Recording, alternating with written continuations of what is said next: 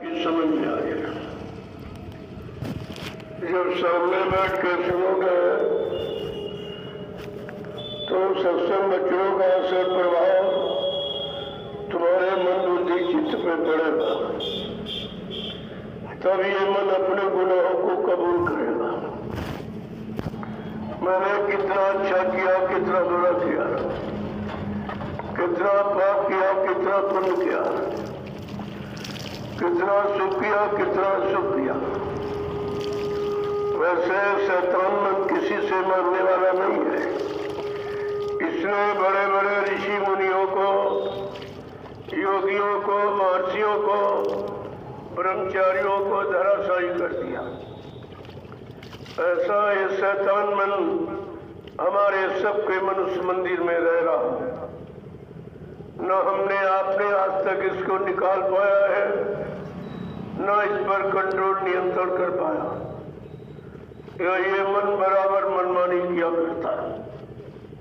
जब जैसी इच्छा उठी इसके अंदर भोग वासनाओं की, तो आपके शरीर को साथ में लेकर अगर काम की इच्छा हुई तो काम की इच्छा को पूरी करा दिया, क्रोध की इच्छा हुई तो क्रोध की इच्छा को पूरी करा दिया, लोभ मोह अहंकार की इच्छा हुई तो लोभ मोह अहंकार को पूरा करा दिया। और तुम इसका कुछ नहीं कर सकते हो, तुम्हारे अंदर बैठा हुआ। तुम तो ये समझते हो कि पड़ोसी खराब है, ये खराब, ये दुश्मन, वो दुश्मन। ये कभी नहीं कहते तुम्हारा मन ही खराब है। ये अच्छा क्यों नहीं सोचता है? ये बुराई जल्दी क्यों पकड़ता? ये बुरे कर्मों की तरफ जल्दी क्यों जाता? अच्छे कर्मों में क्यों नहीं आता? इतना ये कलयुग का मन खराब। अब इससे कोई अच्छा काम होने वाला नहीं है। जब इतना खराब हो गया, इस शैतान मन को ठीक करने के लिए कलयुग में संत पधारे। उन्होंने मन को नियंत्रण कंट्रोल में रखने के लिए 3 रास्ते बताए। सत्संग करो, सेवा करो और भजन करो। प्रेमियों, ये 3 रास्ते, 14 रास्ता नहीं। मन में मन को कंट्रोल नियंत्रण में करने के लिए ये 3 रास्ते। आपने इतनी पूजा पाठ, तीर्थ व्रत, हवन जब से गंगा स्नान किया, लेकिन मन बस में नहीं। मन की कोई गंदी आदत आप सुधार नहीं पाए। और ये कितना समय आपने निकाल दिया। 3 युग निकल गए। सतयुग, त्रेता, द्वापर, 5,500 वर्ष कलयुग के भी निकल गए। लेकिन ये मन नहीं ठीक हुआ, क्योंकि जो भी आया वो मन के अधीन रहा, मन का गुलाम बन के रहा। चाहे वो ज्ञानी ध्यानी हो, चाहे विज्ञानी हो, चाहे अवतारी शक्तियां हो, चाहे ऋषि मुनि योगी महर्षि, सब मन के गुलाम रहे। आज ये अवसर संतों ने आपको दिया कि अगर तुम उनके वचनों को मान लो, संत महात्मा फकीरों के वचनों को अगर आप मान लो, तो ये शैतान मन कुछ नहीं कर सकता, एकदम शांत हो जाएगा। लेकिन उनके वचन आपने माने नहीं। बाबा जी गुरुदेव जी महाराज ने 10 जुलाई 1952 से और 2012 ये 60 बरस आपको मथुरा में सुनाया, समझाया, चिताया, जगाया, होश में ला के खड़ा किया। माँ बहन बेटी बहू की पहचान बताई और नामदान देकर सुमरन ध्यान भजन यानी जीवात्मा को जगाने की युक्ति बताई। लेकिन आपने उनकी कोई बात नहीं मानी। एक भी वचन तुम्हारे पास गुरु का नहीं है। तभी आप शंका संदेश से बच नहीं पाए। वचन बचने बचाने का काम करते हैं। वचन कोई भाषण से प्रवचन का काम नहीं करते। वचन कोई मनोरंजन नहीं है। वचन कोई कथा वार्ता नहीं है। ये संत महापुरुषों को वचन जीवात्मा को जगाने वाले, परमात्मा से मिलाने वाले, जीवात्मा को निर्धाम लोक मंडल मुकाम पहुंचाने वाली। लेकिन आपने कितनी बारी भूल की। आज उसी का भूल का परिणाम ये गुरु परिवार में शंका के बादल छाए, सब परेशान है, कोई इधर भग रहा, कोई इधर भग रहा, कोई इधर भग रहा। और बाबा जी ने क्या कहा था कि मेरे बारे में कोई कैसी समस्या ला के खड़ी करे, तुम बच्चा विश्वास मत करना। पिछले राजनेताओं ने हमें भली बात अजमा लिया, न मुझे कोई मार सकता, न मुझे कोई धोखा दे सकता, न मुझे कोई धुंगा सामान से खरीद सकता। मैं अपना काम करने आया हूँ, काम करके ही जाऊंगा। ये कितना बड़ा वादा है। आप गुरु के वादे को बोलिए, आप अपने गुरु को झूठा झूठ बोलने वाला है। ये कौन सी आपकी गुरुता है, कौन सी शिष्यता है, जरा विचार करो। आपके पैर किसके नहीं, अपने गुरु के। अगर तुम्हारा गुरु झूठा हो जाएगा, क्या तुम सब पेड़े कभी सच्चे माने जाओगे? तुम्हारी पहचान गुरु से, और तुमने गुरु के बारे में कुछ नहीं। वो 5 लोग मथुरा में जिन्होंने नाटक किया, जिन्होंने प्रचार किया कि बाबा जी शरीर छोड़ के चले, इसलिए किया कि अगर ऐसा कर लेंगे तो मथुरा का राजपाट हमको मिल जाए। इनको ये नहीं मालूम है कि मथुरा की कांट्रेक्टी ये 45 करोड़ प्रेमियों एक का नहीं है, न एक का कभी हो सकता, न एक का निकाल कोई परिवर्तन 45 करोड़ खेला है। तो आप सबने स्वतंत्रता प्रमाण पत्र लिए बैठे, तुम्हारा संस्था मथुरा भारत का ही तो है, तो सारे लोग उसे आश्रम सबका है, जमीन सबकी है, गुरु सबका है, मंदिर सबका है। फिर एक बात ही कैसे कहना बाबा ये तो वसीयत करके अधिकारी बनोगे, इनको नाम से कोई दृष्टि नहीं आती। ये व्यक्ति है, तुम 45 करोड़ को बेकार कर दिया, अपने मुँह के बल कह रहा कि बाबा जी हमको ही वसीयत है, और तुम उसी के पीछे जिसने तुमको बिल्कुल अलग थलग कर, तुम्हारा कोई नामो निशान नहीं रखा कि मथुरा की संपत्ति और आश्रम से तुम्हारा कोई सरोकार नहीं, कोई अधिकार नहीं, केवल मेरा अधिकार मुझको बाबा जी करेंगे।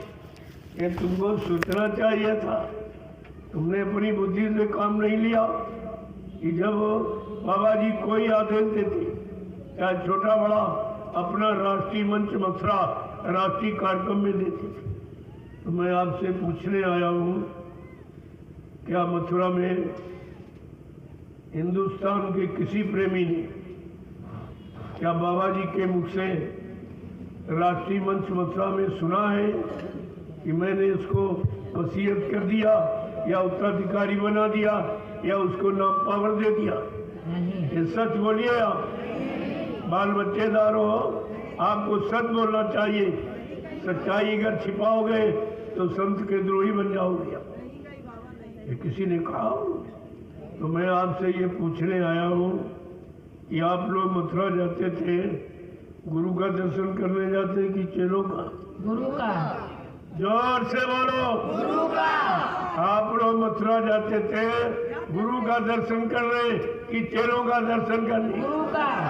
आप मथुरा जाते थे गुरु की सुनने गए कि चेलों की सुनने गए? गुरु की। आप गुरु की मानने गए कि चेलों की मानने गए? गुरु की। आप लोग गुरु भक्ति करने गए कि चेला भक्ति करने गए? और ये सब चेला भक्ति कर, सब कोई ऐसा नहीं जो गुरु भक्ति कर रहा हो। अरे गुरु पार करेगा कि चेला पार करेगा? इतना भी तो ज्ञान तुम्हारे में नहीं रहा, ये भवसागर पार कौन लेगा? गोस्वामी जी महाराज को इसी की सत्यता प्रमाणित करने के लिए रामचरितमानस में उत्तरकांड लिखना पड़ा, जिसमें मानव के सारे प्रश्नों का उत्तर है, मानव के जीवन की सारी समस्याओं का समाधान है।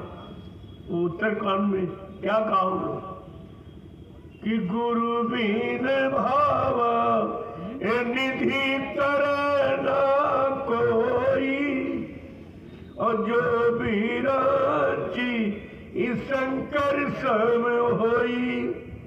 कहते कोई इंसान ब्रह्मा विष्णु महादेव के समान धनवान बलवान बुद्धिमान कीर्तिमान क्यों न बन जाए, लेकिन ये भवसागर बगैर समय के सदगुरु के कोई पार नहीं ले जा सकते। वो ले जाएगा जिसके पास नाम नौका होगी।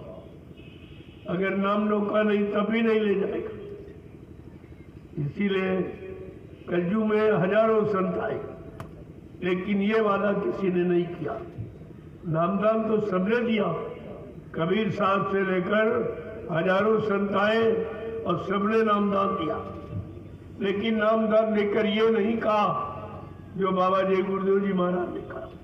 क्या कि जिनको मैंने नामदान दिया या नाम डोर शब्द डोर पकड़ाई, जब तक इनकी जीवात्मा को घर नहीं पहुंचा लूंगा, मैं मानव शरीर को छोड़ के जाने वाला नहीं हूं।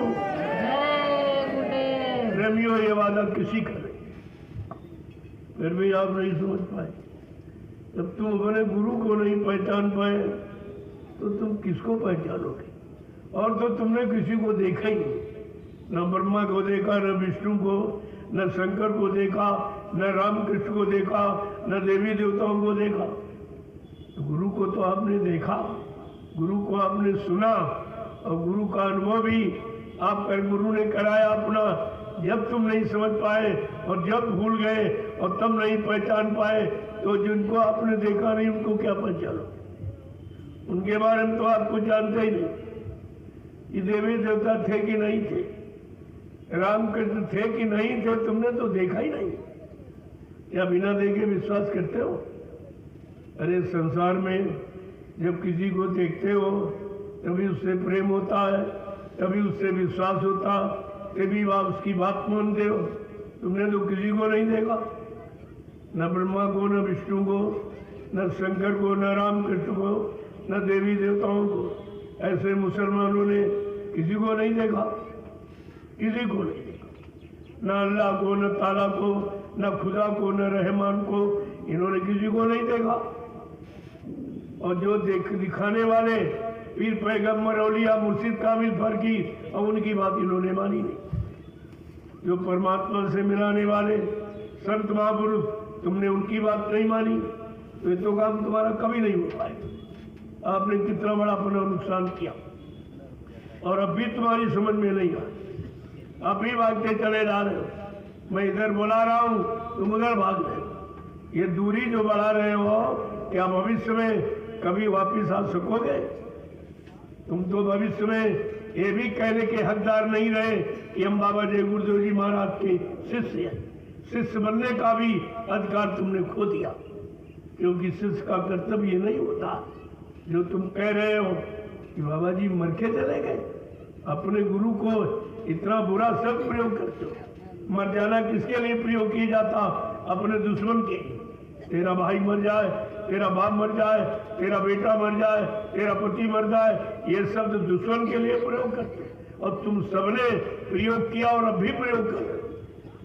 क्या तुम इस गुनाह, इस पाप से बच सकते हो? और तुम सुन रहे हो। 5 लोगों ने चलो इसलिए किया, ये से कहेंगे बाबा जी मर गए तो मथुरा का राज हमको मिल जाए। तुमको क्या मिला? तुम जो पीछे कर रहे हो, तुम्हें क्या मिला? अपने लिए नहीं सोच पाए कुछ।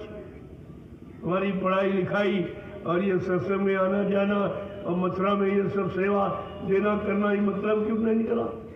तुम्हारे लिए सब झूठ शब्द होगा।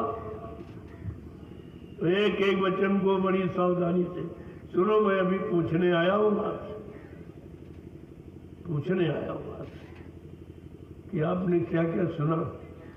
जिस महापुरुष ने 60 वर्ष मथुरा में सुनाया, 10 जुलाई 1952 से और 2012, ये 60 वर्ष का, और तुम्हारी समझ में कुछ नहीं आया, कुछ भी नहीं आ रहा। 60 साल का समय आपने बेकार कर दिया, और ये 10 साल लीला का चला गया। 70 वर्ष तुमने खो दिए, और अभी तक तुमको कुछ नहीं मिला।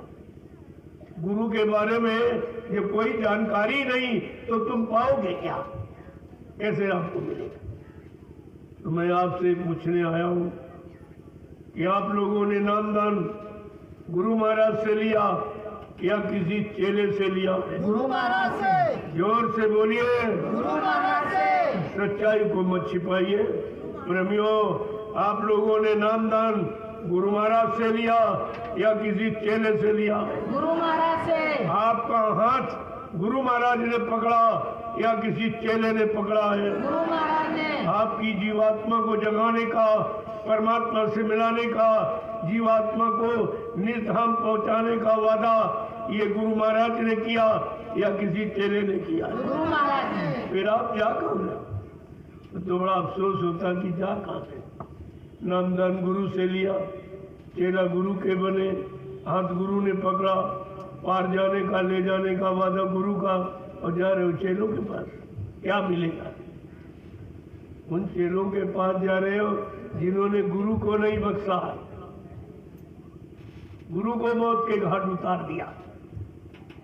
ऐसा तो कभी सृष्टि में किसी ने नहीं किया। ईसा मसीह को गैरों ने सूली पे चढ़ाया था, लेकिन आज अपनों ने जो मथुरा में खाते रहे, खर्चा करते रहे, वहीं रहते रहे, उन्होंने ये काम किया और आप उन्हीं के सहयोगी बन गए। जिसने तुम्हारे गुरु के साथ इतना व्यवहार, अगर मैं वो सब राज खोल दूं तो तुम इन पर थूकोगे नहीं, दोनों पर जो दोनों के पीछे भाग रहे हो तुम थूकोगे नहीं। इन्होंने गुरु को आश्रम में बांधकर कितनी सजा दी जो चोर डकैत कतली को नहीं मिलती। प्रेमियों, सब आपके तुम्हारे सामने खोल के रखूंगा, चिंता मत कीजिए, थोड़ा इंतजार कर लीजिए, क्योंकि इंतजार सबने किया। परिवर्तन का किसने आवाज लगाई? इंतजारी सब लोग। लेकिन ये जरूर है, बाबा जी ने इंतजारी के बारे में आपसे कहा, भगवान राम को त्रेता में इंतजारी में 14 वर्ष लग गए और कृष्ण को 18 दिन लग गए। लेकिन बच्चा, कलयुग के परिवर्तन में हमको 18 मिनट भी नहीं लगेंगे। ये कितनी बड़ी बात है। कलयुग सबसे ज्यादा खराब, लेकिन सारी खराबी दूर करने के लिए क्या करें? मुझे 18 मिनट भी नहीं लगेंगे, मेरे पास ऐसी योजना, ऐसी भूमिका व्यवस्था। तो कम से कम तुम्हें वचन तो याद रखने चाहिए। ये हमारे गुरु ने जो कहा तो किसी ने नहीं कहा। इतनी हमदर्दी का वादा जीवात्मा के कल्याण का किसी ने नहीं कहा। क्यों? वो सब गुप्त संत थे। कबीर साहब से लेकर हजारों संत जो आए, सब गुप्त थे। केवल प्रकट में यही आए। प्रकट माने जिन्होंने घूम घूम कर सारे हिंदुस्तान में संदेश दिया। हिंदुस्तान का कोई प्रांत, जिला, तहसील, ब्लॉक, शहर, कस्बा, गली, गांव कुछ छोड़ा नहीं जहां पर अपने आने की जानकारी, अपने जगह नाम की जानकारी, अपने काम करने की जानकारी न दी। फिर भी तुम्हें कुछ नहीं मालूम। अरे जब परिचय मिल जाता है तब तो शंका समाप्त हो जाती। और बाबा जी ने कितना परिचय दिया, इतना सृष्टि में किसे दिया ही। और ये वादा किसी का नहीं। राम ने ये वादा नहीं किया था कि जब सीताराम तुम बोलोगे मैं तुमको मिलूंगा, मैं तुम्हारी मदद करूं। ये वादा उनका भी नहीं। कृष्ण भगवान ने भी ये वादा नहीं किया, जब तुम कृष्ण नाम लोगे मैं तुमको मिलूंगा, मैं तुम्हारी मदद करूंगा। लेकिन बाबा जी ने क्या कहा? जब तुम्हारी मदद कोई न करे, सबको अजमान हो, जिनको जिनको आपने पूजा है, माना है, मेरे यहाँ निंदा आलोचना बुराई नहीं है, जब तुम्हारा काम कोई न करे तो तुम जय गुरुदेव नाम लेना, मैं तुमको मिलूंगा। चाहे मुसलमान हो चाहे हिंदू, कोई हो। हजरत मेहदी, इमाम हजरत मेहदी माने जय गुरुदेव। हिंदी में जय गुरुदेव इसका अर्थ है। वाहे गुरु माने जय गुरुदेव। राधा स्वामी माने जय गुरुदेव। यानी ये गुरु की ही महिमा। जय गुरुदेव नाम ऐसा नाम जो सारे गुरुओं की, सारे मुर्शिदों की जय जयकार कराता है। जय गुरुदेव का मतलब जितने आए गुरु सबकी जय, जितने मौजूद हैं उनकी जय, जितने भविष्य में आएंगे सबकी जय। इसमें निंदा आलोचना का विषय ही नहीं। ये समय का ऐसा समर्थ मालिक का जगाया। जय गुरुदेव नाम प्रभु का प्रभु नाम किसी ने मतलब मंडल पर जगाया नहीं, न किसी ने प्रभु नाम का प्रचार कराया। आपके यहाँ जो इतिहास मौजूद है, सतयुग में योगियों ने हरि नाम जगाया, हरि नाम का प्रचार हुआ। उस हरि नाम को किसने लिया, किसको लाभ मिला? तो गोस्वामी जी महाराज ने रामचरितमानस के उत्तरकांड में लिखा कि नाम जपत हरि कीन प्रसादु और भक्ति सिरो मणि भय प्रहलादु कि ध्रुव संगला नी जपऊ हरि नामू और पाए ले अनुपम ठाऊ। ध्रुव प्रहलाद ने हरि नाम जपा, उनका काम हो गया। अब काम क्या हो गया? जो नाम जिस मंडल मुकाम से आता, उस नाम का स्मरण करने से, उस नाम का आधार हुआ, आदेश हुकुम मानने से वो नाम उसी लोक तक पहुंचा दे। ये नाम की निजी मेहमान, लेकिन हमारी आपकी जीवात्मा रूप ये सतलोक सचखंड अनामी धाम की रहने। जब तक वहां से कोई यहाँ नहीं आएगा और वो नाम नहीं जगाएगा कि जिस जीवात्मा जिस नाम को पकड़कर अनामी धाम पहुंचे, तब तक ये बने घर नहीं जा सकते। इन किन युगों से भटकी पड़ी, अभी तक वापिस नहीं जाते, क्योंकि जो आया वो बीच के लोग से आए। राम साकेत लोग से आए, कृष्ण गोलोक से आए, देवी देवता देवलोक, ब्रह्मा ब्रह्मलोक से, विष्णु विष्णुलोक से, शिव जी शिवलोक से। बस इनकी सीमा इतनी है। लेकिन हमारी आपकी जीवात्मा रूप वो सतलोक सचखंड से आई। जब तक वहां से कोई यहाँ नहीं आएगा और नाम नहीं जगाएगा, वो तब तक ये जीवात्मा बनेगा नहीं, तब तक इसका आवागमन समाप्त नहीं हो। ये सब जानकारी आपको लेनी चाहिए। बाबा जी ने सत्संग के दौरान ये सब कुछ आपको बताया, कुछ उन्होंने बाकी नहीं रखा, लेकिन तुम्हारी समझ में कुछ नहीं आया। एक भी शब्द आपके पास गुरु का नहीं। कभी आप शंका में चले गए हो। शंका का दूसरा नाम अज्ञानता है।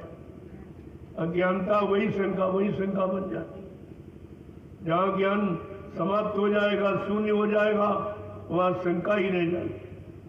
इसलिए प्रेमियों, आज ये अवसर आपको मिला है तो कुछ सुन लीजिए जो आपने कभी नहीं सुना होगा और कहीं नहीं सुना होगा, वो चीज आपको सुनने को मिले, तभी तो आपको पता चलेगा ये सब क्या है, ये खेल क्या हो रहा। देख लो ये साइकिल यात्रा, आज के युग में तो साइकिल लोग धीरे धीरे भूल चुके, सब मोटरसाइकिल पर आ गए। लेकिन मैं जो प्रमाण आपके सामने लेके आया हूँ कि लोगों ने परिश्रम करना छोड़ दिया, साइकिल चलाना भी छोड़ दिया, और 20-20 साल और 25-25 साल के बाद ये साइकिल पकड़ी करी हुई और 60-70 किलोमीटर ये रोज चलते। इनको देखिए, खासियत ये है इसमें 50 कन्याएं चल रही, वो साइकिल चला। ये काम हिंदुस्तान में कोई नहीं करता, कोई प्रधानमंत्री राष्ट्रपति ये काम नहीं करा सकता। ये किसी के बस की बात नहीं है। ये सब क्यों हो रहा, क्यों किया जा रहा? अगर नारी सड़क पर आ जाएगी धर्म की स्थापना के लिए, तो तुम इंसानों का क्या होगा? तुम्हारी क्या महिमा रहेगी? कौन तुमको सूरवीर कहेगा? ये सब आपको समझना चाहिए। ये खेल तमाशा नहीं है। मैं ये प्रमाण प्रस्तुत कर रहा हूँ, सारे हिंदुस्तान को दिखा दूंगा। देखिए, परिश्रम करने के लिए नारियां तैयार हो चुकी, वो सब काम करें, उनको सिखा दिया जाएगा, सब काम करें। आप पैसा देकर आप किसी से साइकिल नहीं चलवा सकते 70 किलोमीटर, और 1 महीना से ऊपर हो गया चलते चलते। और अभी 11 जिलों का भ्रमण करेंगे, अनुभव करेंगे, सर्वे करेंगे। एक काफिला ऐसे नहीं घूम रहा, एक तीर से हजारों निशाने हैं हमारे। क्या क्या सर्वे हो रहा, क्या क्या जानकारी हो रही, अभी आपको पता नहीं है।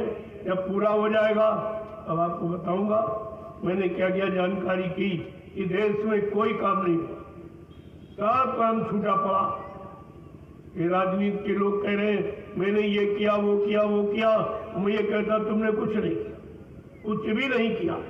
अरे जब भारत की जनता को तुम न्याय सुरक्षा नहीं दे पाए तो इसके अलावा तुम दे ही क्या सकते हो? रोटी कोई मांगता नहीं तुमसे, कपड़े कोई मांगता नहीं, लेकिन कम से कम रोजी तो दे दो जो तुम्हारे हाथ में है। लेकिन कुछ आगे का समय क्या कहेगा, ये भारत का इतिहास ये भविष्य में आपको क्या कहेगा? नेकमास कहेगा, ईमानदार कहेगा, सेवक यानी राष्ट्र सेवी देश सेवी कहेगा आपको? ये सब विचार करना चाहिए। ऐसा मालूम देता है ये धर्मशास्त्रों को बिल्कुल तिरंजली दे दी। रामचरितमानस क्या कह रही कि राजनीति भिन्न दल धर्मा और प्रभु समर्पे बिन सत्कर्मा। ये भारत धार्मिक देश की राजनीति बिना धार्मिक का मतलब जो सत्यवादी हो, जो न्यायवादी हो, जो चरित्रवान हो, ईमानदार हो और सबके प्रति प्रेम सेवा दया भाव रखता हो, परमात्मा की यादगार करता हो, माँ बहन बेटी बहू की पहचान रखता हो, प्रेमी हो, उसको कहते हैं धार्मिक। धार्मिक कोई दाढ़ी वाल कोई लाल पीला कपड़ा नहीं है, कोई शरीर पर चंदन बंदन चापा तिलक जनेऊ, ये धार्मिक नहीं। ये तो बनावट है, ये बनावट सजावट, इससे कभी काम नहीं होगा। काम करने से, दिखाने से, सुनाने से, पढ़ाने से, भाषण स्पीच प्रवचन से काम नहीं होगा, काम करनी से। जब करनी में उतरोगे तब आपका काम दिखाई देगा कि आपने किया। तो 70 साल की आजादी ये पूरा परिचय दे रही कि कोई काम नहीं, कोई काम नहीं। जो व्यवस्था बनी थी वो भी बिगाड़ दी। अब बनाना तो इनके बस की बात है और न इनसे काम कोई होगा। 70 साल एक कलयुग में एक उम्र है, एक उम्र निकल गई तब कुछ नहीं हुआ। अब क्या हुआ? बस वही रोज भाषा, मैं महंगाई दूर करूंगा, मैं गरीबी दूर करूंगा, मैं रोजगारी। अरे भाई कब करोगे? ये तो तुम्हारी भाषा हो गई कहने की। करने का काम तो भाषा से कोई काम थोड़ी होगा, काम तो करने से होगा। और करना कोई चाहता नहीं, कोई नहीं करना चाहता। अगर करता तो अब तक कितना काम हो जाता। अरे तुम दुनिया देश के किसी कोने से शुरू कर दो, अब तक सब हो जाता। 70 साल का समय बहुत होता, लेकिन आजादी बर्बादी के कगार पर खड़ी हो गई। केवल एक काम हुआ, चुनाव चुनाव चुनाव। सारा देश चुन गया। कुछ चुनाव का मतलब क्या? तुमने जिनको चुना उन्होंने आज तक जनता की भलाई का, अच्छाई का, यानी मतलब लाभ का कोई काम नहीं किया। चुनाव का मतलब क्या हो? क्यों चुनाव किया जाता? अरे भाई काम के लिए, ये हमारा काम हो, हमको शांति मिले, हमको न्याय सुरक्षा मिल जाए, रोजी मिल जाए, हमें किसी तरह से मतलब हमारी रक्षा हो जाए, हिफाजत हो जाए, इसीलिए तो चुनाव होता। और चुनाव कितना महंगा मालूम आपको? ये भी चोरी की गई। भारत की जनता को ये नहीं बताया गया एक पंचवर्षीय चुनाव का खर्चा क्या। आज तक किसी को बता दे खड़ा होकर, किसी को मालूम है? ये किसी को नहीं पता है। अरे किसी काम को करने के पहले उसका खर्चा निकाला जाता है कि खर्चा ज्यादा तो नहीं काम से, कि लाभ कम हो खर्चा ज्यादा हो तो कौन करेगा? कौन करेगा काम? ये तो पहले एवरेज आप निकालते हो, लेकिन राजनीति का एवरेज आपने आज तक नहीं निकाला। एक पंचवर्षीय चुनाव का खर्चा 70 अरब रुपए, 70 अरब और काम कुछ नहीं। और फिर ये पैसा कौन देगा? ये खर्चा कौन देगा? ये काश्तकार, ये मजदूर, छोटे बड़े कर्मचारी, छोटे बड़े दुकानदार, व्यापारी, इन्हीं से लिया। बड़ा कोई नहीं देगा, बड़ा खर्चा कोई नहीं देगा।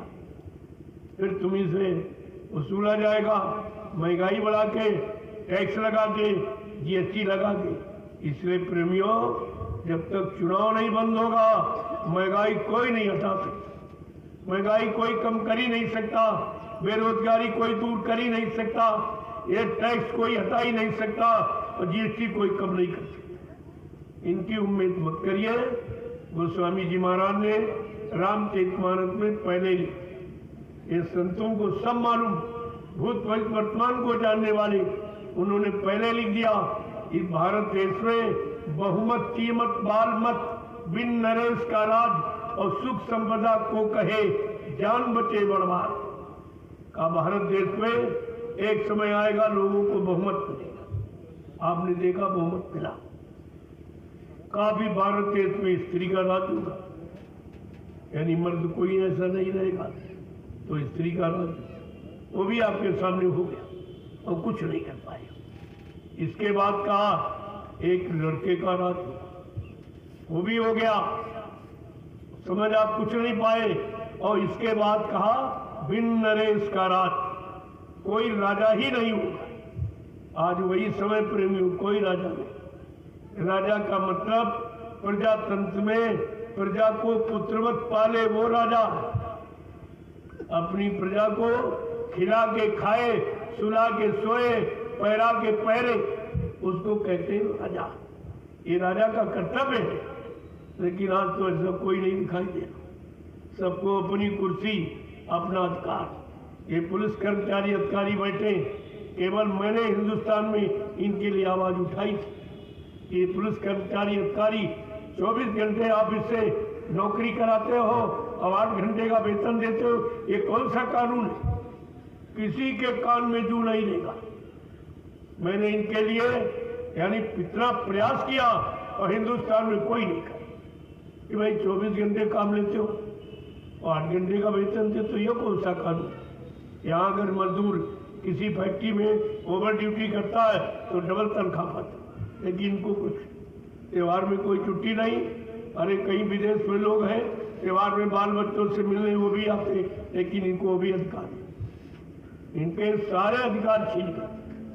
अब बेचारे करें तो क्या करें, लेकिन कोई कहने वाला नहीं, न पक्ष न विपक्ष।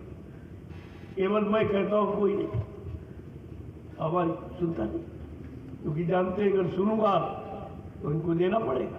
तुमने भाई आज नहीं तो कल आपको देना पड़ेगा। तुम जाओगे कहाँ भग के? मैंने व्यवस्था बना, मैंने इनके लिए व्यवस्था तैयार कर दी और मैं करके दिखा रहा हूँ। कोई पुलिस कर्मचारी ऐसा नहीं जिसको मैंने महाप्रसाद न दिया हो बुला के और बरकत न। अभी इनको बरकत दूंगा आज, कल तो इनको नहीं दी थी कि अभी तो कार्यक्रम होगा, इसके बाद इनको बरकत दूंगा। और पूरे हिंदुस्तान में दे के आया हूँ। एक एक चौकी कोतवाली में मैंने 50-50, 60-60 और 1-1 लाख रुपए की बरकत इनको दी है कि मैं जानता हूँ तुम्हारी तनख्वाह में तुम्हारा पूरा नहीं पड़ता, बिना बरकत के तुम्हारी तनख्वाह में कुछ बचेगा। बरकत का मतलब अतिरिक्त आमदनी, ये बरकत है और कोई नहीं जानता, कोई देता नहीं। किसी ने आज तक इसका नाम ही नहीं लिया कि बरकत क्या है। और बरकत सबको चाहिए। बिना बरकत के तुम करोड़ों रुपए रख लो, अगर बरकत नहीं तो सब चला जाए। कोई एक बीमारी भारी आ गई, सब चला जाए, कुछ नहीं बचेगा। कोई एक दुर्घटना हो गई, आप बस में चला जाएगा। कम से कम विचार करना चाहिए। इस भारत देश में भगवान राम ने राजनीति की, भगवान कृष्ण ने राजनीति, राजनीति भगवान की है। नेता सब तुम्हारे देश में कभी नहीं। एक केवल नेता था, नेता सुभाष चंद्र बोस, आदि कुछ। नेता का मतलब जिसमें जनता का नेतृत्व करने की क्षमता। नेतृत्व करने के लिए एक भी उस व्यक्ति के अंदर 14 गुणों की आवश्यकता, इनमें 28 अवगुण है। ये नेतृत्व क्या करेंगे? एक तो 2, 1, 4 छोड़ के बाकी सब शराबी, सब मांसाहारी, कोई ऐसा नहीं है, और सब निगुरे, किसी का कोई गुरु नहीं। प्रेमियों, आपने ये पढ़ा होगा, सुना होगा धार्मिक शास्त्रों से कि एक निगुरा न मिले चाहे पापी मिले 1000, एक निगुरे के शीश पर 1 लाख पापियों का भाव। इतना बड़ा दोष होता है निगरों को देखने का। और यहाँ तो सब नहीं बोले, सुबह शाम तक उन्हीं को देखना, अखबारों में उन्हीं का फोटो, उन्हीं की पूजा, उन्हीं को देखना, उन्हीं को सुनना, तो देश कैसे चलेगा? समस्या इस बात की है, देश कैसे चलेगा इसकी चिंता नहीं है, हमारी कुर्सी कैसे बचेगी चिंता इस बात, बाकी कोई चिंता नहीं। ये प्रजातंत्र है, प्रजातंत्र का मतलब प्रजा का पूरा अधिकार, लेकिन प्रजा को यहाँ रोने तक का अधिकार नहीं, अपनी बात कहने का अधिकार नहीं, अपना न्याय मांगने का अधिकार नहीं, अपनी मुसीबत दुख तकलीफ कहने का अधिकार नहीं। तो प्रेमी प्रजातंत्र कहाँ है? ये तो लूट तंत्र। एक तंत्र है, पहले एक तंत्र था, एक तंत्र का मतलब पहले राजा का बेटा राजा होता, खूनी संबंध माना जाता था कि राजा का बेटा राजा होता था, लेकिन अब तो प्रजातंत्र में कानून खत्म हो गया, अब तो प्रजा जिसको चुनेगी वो राजा बनेगा, जहाँ तुम मोहर लगा दो उसी नीचे राजा पैदा हो जाएगा। ये तो तुम्हारे अधिकार की बात, अब तुम जैसा बनाओगे फिर वैसे ही भोगोगे आप, क्योंकि ये सलाह का दान है, ये मतदान सलाह का दान, मत माने इच्छा का दान। मैं आपसे अगर कहूँ शराबी को दान दोगे आप, मांसाहारी को दोगे, चोर डकैत को दान दोगे आप, झूठ बोलने वाले, वादा खिलाफी वाले, शरीफ चिंता करने वाले को दान दोगे? और मतदान कहाँ दे रहे? इसका होश नहीं है। मतदान कन्यादान बराबर, अपनी कन्या का दान कभी शराबी मांसाहारी को नहीं करेंगे आप, क्योंकि आप जानते हो कि शराबी और मांसाहारी और जुआरी मेरी कन्या का भविष्य खराब कर दिया। तो कन्या के बारे में आप जान गए कि भविष्य खराब नहीं कर देगा और देश का भविष्य ये शराबी अच्छा कर दे। इसलिए मैं शाकाहार का प्रचार करने निकला हूँ कि जब तक शाकाहारी नहीं बनेंगे देश में किसी को भी सुख शांति कोई नहीं दे सकता। मैं चैलेंज के साथ कहता हूँ, अगर देश को सुख शांति आपको देनी है, देश को अच्छे सच्चे काम कराने या करवाने हैं, तो आपको पहले उनका खान पान बदलना होगा। हमारे देश का नियम है, जैसा करो आहार वैसे बने विचार, आहार से विचारों का जन्म होता है, जैसा करो आहार वैसे बने विचार, जैसे विचार होंगे वैसी बुद्धि होगी, जैसी बुद्धि होगी वैसे कर्म करोगे, जैसे कर्म करोगे वैसा फल मिलेगा। इसलिए एक ही सूत्र है, केवल शाकाहार। अगर ये देश के जिम्मेदार, क्योंकि धार्मिक देश, धर्म के लिए भगवान राम को रावण से लड़ाई लड़ी, धर्म के लिए भगवान कृष्ण को महाभारत करना पड़ा, ऐसे धर्म हंसी मजाक में नहीं आया। करोड़ों की जानें चली गई, करोड़ों लोग कुर्बान हो गए, करोड़ों माताएं निपूती हो गई, करोड़ों बहनों का सुहाग लुट गया, तब आजादी का दर्शन हुआ। ऐसे आजादी नहीं मिली थी, लेकिन जो जिन्होंने दिलाई, जिनकी कुर्बानी थी, तो चले गए बेचारे। अब ये रह गए जिन्होंने आजादी की परिभाषा नहीं जानी, केवल बस कहानी रह गई और कुछ। शहीदों की कहानी रह गई, कुर्बानी की कहानी केवल सुनाई जा रही, बाकी करने के लिए कोई नहीं। तो देखो कहां से कहां चला। जिस देश के लिए इतने लोग कुर्बान हुए हों, इतनी माताएं निपूती हुई हों, इतने बहनों का सुहाग लुटा हो, उस देश को तो ये इतिहास याद रखना चाहिए। अब तक वो देश कितनी तरक्की करता, इतने लोगों को सुख शांति दिला देता, लेकिन वो सब इतिहास खत्म, केवल कहानी रह गई, कुर्बानी करने के लिए कोई नहीं। तो फिर वह हुआ क्या? इसीलिए कुछ हुआ नहीं, सब खत्म हो गया। तो प्रेमियों, आगे समय बहुत खराब है, बहुत खराब, जिससे बचना अब तुम्हारे बस की बात नहीं है।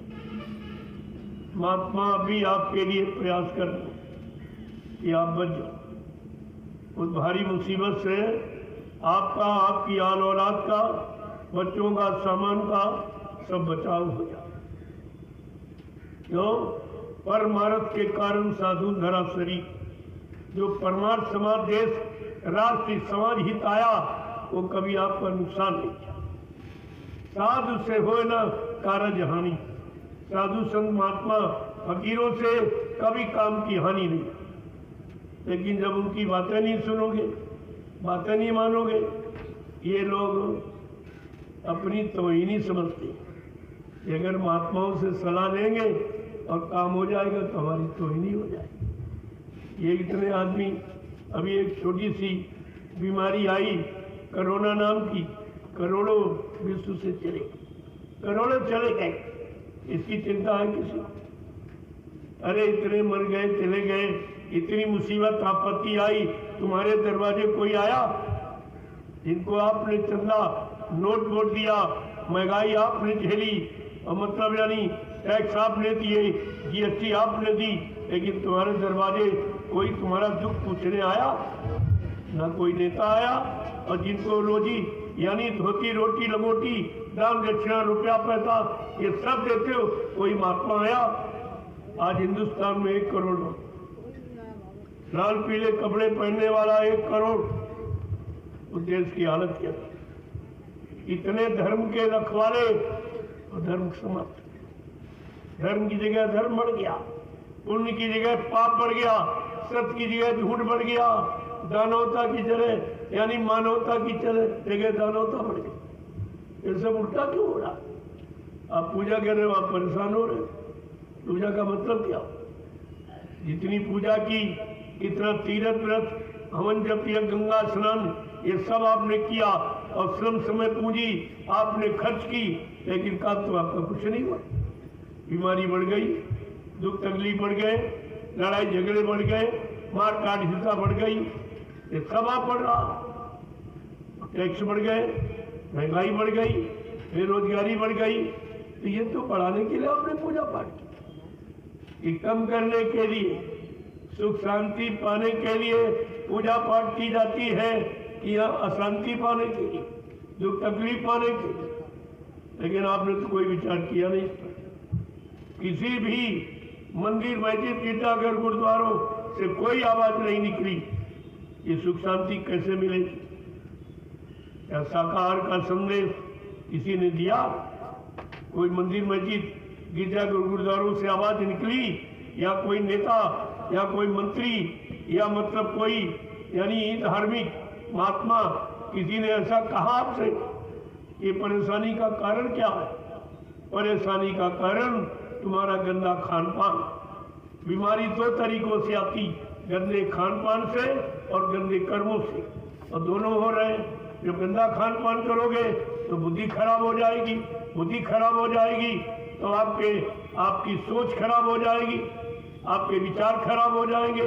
जब विचार खराब हो जाएंगे आपके कर्म खराब हो जाएंगे, जब कर्म खराब हो जाएंगे तो व्यवस्था खराब हो जाएगी। व्यवस्था खराब होने का कारण ये, इस पर शोध किया गया, ऐसे नहीं प्रचार कराएगा।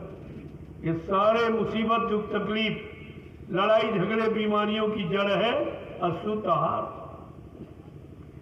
तो इसलिए अब आपको विचार करना, सब कुछ करके आपने देख लिया, कुछ नहीं। तुमने कितने प्रधानमंत्री बदले, कितने मुख्यमंत्री बदले, लेकिन कुछ बदलाव हुआ? अरे इनके बदलने से क्या होगा? बदलाव होना चाहिए। काम में कर्म में बदलाव, खान पान में बदलाव, देखने सुनने में बदलाव, सोचने समझने में बदलाव, करने में बदलाव, तब कुछ काम होगा। कितने आपने बदले? आप झंडे बदल दिए, पंडित वही है, केवल झंडे आप बदलते हैं, झंडों से कुछ होना नहीं। और सबने झंडे बड़े बड़े बनाए, तुम्हारा कोई झंडा बनाया? पढ़े लिखे बुद्धिमान बनते हो, तुम्हारा कोई झंडा बनाया अब तक? तुम्हारा कोई संगठन बना? और सबने अपना संगठन अपना झंडा बनाया, क्योंकि उन्हें मालूम है संगठन और झंडा अधिकार का प्रतीक होता। अगर तुम्हारा झंडा बन जाता तो तुम अपना अधिकार मांगते तो उनको देना पड़ता। इसीलिए इन लोगों ने जानबूझकर कि जनता का कोई संगठन कोई चर्चा नहीं और अपना झंडा समय पे पकड़ा के और जिंदाबाद मुर्दाबाद बोलवाते रहते और तुम ही बोलते रहते हो। अरे तुम्हें कुछ मिला? कुछ नहीं। वो कहते हैं पढ़े लिखे। अरे इन किसानों के बच्चे डीएम एसपी हैं, वो भी बेचारे कुछ नहीं जानते, वो उनका भी जबान बंद है, वो भी सत्य की आवाज नहीं लगा सकते। तुम्हारे माँ बाप तो किसान ही हैं, मजदूरे रहे होंगे, कर्मचारी छोटे बड़े कारी रहे होंगे, तुम उन्हीं के बच्चे हो। आज देश में क्या हो रहा, और तुमको अधिकार मिला है और तुम चुप बैठो। बल्कि अनाधिकार, अधिकार का प्रयोग नहीं, अनाधिकार। मैं ये धर्म का प्रचार करने निकला कि जब तक इंसान में इंसानियत, मानव में मानवता नहीं आई, इनके अंदर सबके प्रति प्रेम प्यार मोहब्बत सेवा दया सदाचार परमात्मा की यादगार यानी नहीं आएगी, इनके मन मस्तिष्क में माँ बहन बेटी बहू की परख पहचान नहीं आएगी, तब तक कुछ होने वाला नहीं। इस काम को करने के लिए मैं निकला कि चलो एक अच्छे सच्चे ईमानदार चरित्रवान समाज का निर्माण किया जाए। तो प्रेमियों, बड़े अफसोस के साथ हमें कहना पड़ रहा, आप धार्मिक देश और धार्मिक सत्ता, और मैं धर्म की बात कहने के लिए हमको परमिशन लेनी। मैंने पूछा क्या चोर डकैत आपसे परमिशन लेता है? झूठ बोलने वाला परमिशन लेता है? अरे भाई, कोई शराब पीने वाला, गाली देने वाला, निंदा करने वाला कोई परमिशन लेता है? घूस रिश्वत लेने देने वाला कोई परमिशन लेता है? मैं एक सच्ची बात कहने के लिए निकला तो हमें परमिशन की आवश्यकता? यही तुम्हारी धार्मिकता है, यही धार्मिक सत्ता का मतलब है। ये सब सोचना पड़ेगा, आज नहीं तो कल, अब ज्यादा समय। सुख सदा रहता नहीं तो दुख का भी अंत है, ऐसा नहीं है। ये सब होगा तभी तो आपके सामने ये लाके खड़ा किया गया। इसको देखो और सोचो समझो और विचारो और करो। ये सब बिगड़ा जा रहा, कुछ नहीं बचेगा। अभी तो ये कोरोना नाम की बीमारी है, इसको बाबा जय गुरुदेव जी महाराज ने बहुत पहले इशारा किया था। 6 नवंबर 1986 बाबा जी ने बताया, कहा बच्चा, अगर तुम शाकाहारी न बने, सच्चे ईमानदार चरित्रवान न बने, तो कुदरत की तरफ से एक बीमारी आ रही, उस बीमारी का नाम है कोरोना। क्या न करो तो बीमारी नहीं आएगी, अगर करोगे तो जरूर आ जाएगी। कोरोना का मतलब ही है, कहा बाबा जी ने, भाई अंडा मत खाना, अंडा मुर्गी का मासिक धर्म, इससे गंदगी कोई चीज। आपकी धर्मपत्नी मासिक धर्म होती तो उसके हाथ का भोजन नहीं करते आप, 5 दिन उसको छूते नहीं हो कि बीमारी लग जाए। ये अशुद्धता का समय है, ये अशुद्ध है। और अंडा, ये जो मुर्गी का मासिक धर्म, अब बड़े चाव से पढ़े लिखे लोग खा रहे, सब पढ़े लिखे खा रहे, पुराने लोग नहीं, पढ़े लिखे लोग खा रहे। क्या तुम्हारा ज्ञान है? डॉक्टर क्या कह रहा है? जो स्वास्थ्य विज्ञान का अधिकारी बने कहता, तो स्वास्थ्य के लिए कहता अंडा फ्रूट है। हमने कौन से पेड़ में लगता नहीं? वो पेड़ हिंदुस्तान में तो है नहीं, अगर विदेश कहीं हो तो बता दीजिए आप। जब ऐसे लोग जब इस तरह का यानी बयान देंगे तो देश का क्या होगा? मैं जब निकला तो देख रहा हूँ कि सब्जी दुकान पर भीड़ नहीं, लेकिन अंडों की दुकान पर बहुत, सब अंडा ही खा रहे, सर्दी गर्मी बरसात कुछ नहीं। तो क्या होगा? कैसी भयानक बीमारी आ जाएगी, और आ गई है, जिनका कोई उपचार नहीं है। अभी कोरोना का कोई उपचार नहीं के पास, कोई दवा नहीं बनी, सब झूठा प्रचार, सब झूठा प्रचार। और हमारे हिसाब से तो बीमारी है ही नहीं। ये कुदरत की नाराजगी, जो बाबा जी ने कहा, जो मार काट हिंसा चोरी कत्लेआम व्यभिचार कुचार झूठ छल कपट बेईमानी धोखाधड़ी जो आपने किया, इससे कुदरत सख्त नाराज हो गई। ये कुदरत की नाराजगी है, और कुदरत की नाराजगी कोई प्रधानमंत्री मुख्यमंत्री दूर नहीं कर सकते। वो तो संत महात्मा फकीरों को मालूम है कि कुदरत क्यों नाराज है, ये कैसे खुश हो। इसलिए आपसे प्रार्थना की जा रही कि कुदरत की नाराजगी अगर दूर करना ना कराना चाहते हो, और कुदरत की भारी भयानक बीमारियों से अपने आप को बचाना चाहते हो तो हमारी प्रार्थना आप स्वीकार कर लो। आप लोग सपरिवार शाकाहारी। मैं जानता हूं कि आप धर्मात्मा महात्मा नहीं बन सकते, सच्चे ईमानदार चरित्रमान नहीं बन पाए तो कम से कम शाकाहारी बन जाए। इसमें कौन सी आप शाकाहारी बनने में कोई खर्चा नहीं, बल्कि जो अनावश्यक धन आप गंदे खान पान में बर्बाद करते हो वो धन तुम्हारा बच जाए, तुम्हारे बाल बच्चों की पढ़ाई लिखाई में काम आवे, घर मकान बनाने में काम आवे, बाल बच्चों शादी ब्याह में काम आवे। महात्मा सब तरफ से ही तुम्हारी मदद करना चाहती, लेकिन दुनिया ऐसी बाबरी, कोई ग्राहक न बचिया, कोई ये सस्ता सौदा लेने वाला नहीं। तो आगे मुसीबत बड़ी, कुदरत है तैयार खड़ी, आगे मुसीबत बड़ी। शाकाहारी बन जाओगे, बीमारियों से बच जाओ। ये ऐलान हो रहा ताकि कोई ये न कह सके कि हमको बताया नहीं। महात्मा जानते थे तो बताना चाहिए, तो आपको बताया जा रहा। 1980 से बराबर जानकारी दी जा रही। इतना समय निकल गया, लोगों ने महात्माओं की बात को हंसी मजाक समझा और सब फंस गए, सब फंस गए। और ये कोरोना एक व्यापार हो गया।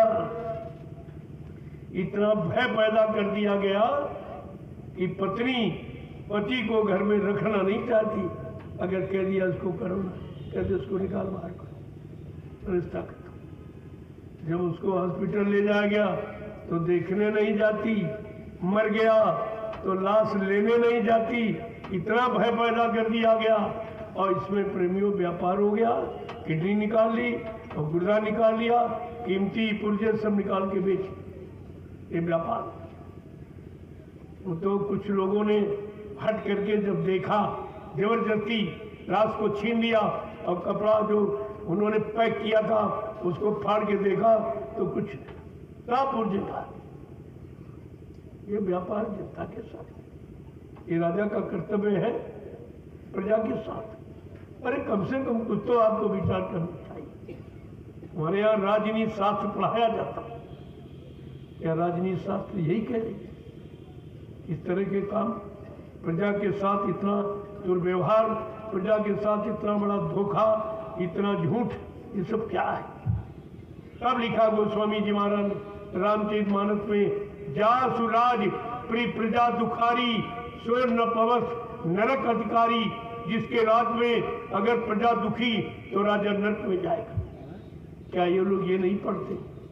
श्री राम की जय जयकार करते हैं, क्या श्री रामचरितमानस को नहीं पढ़ते?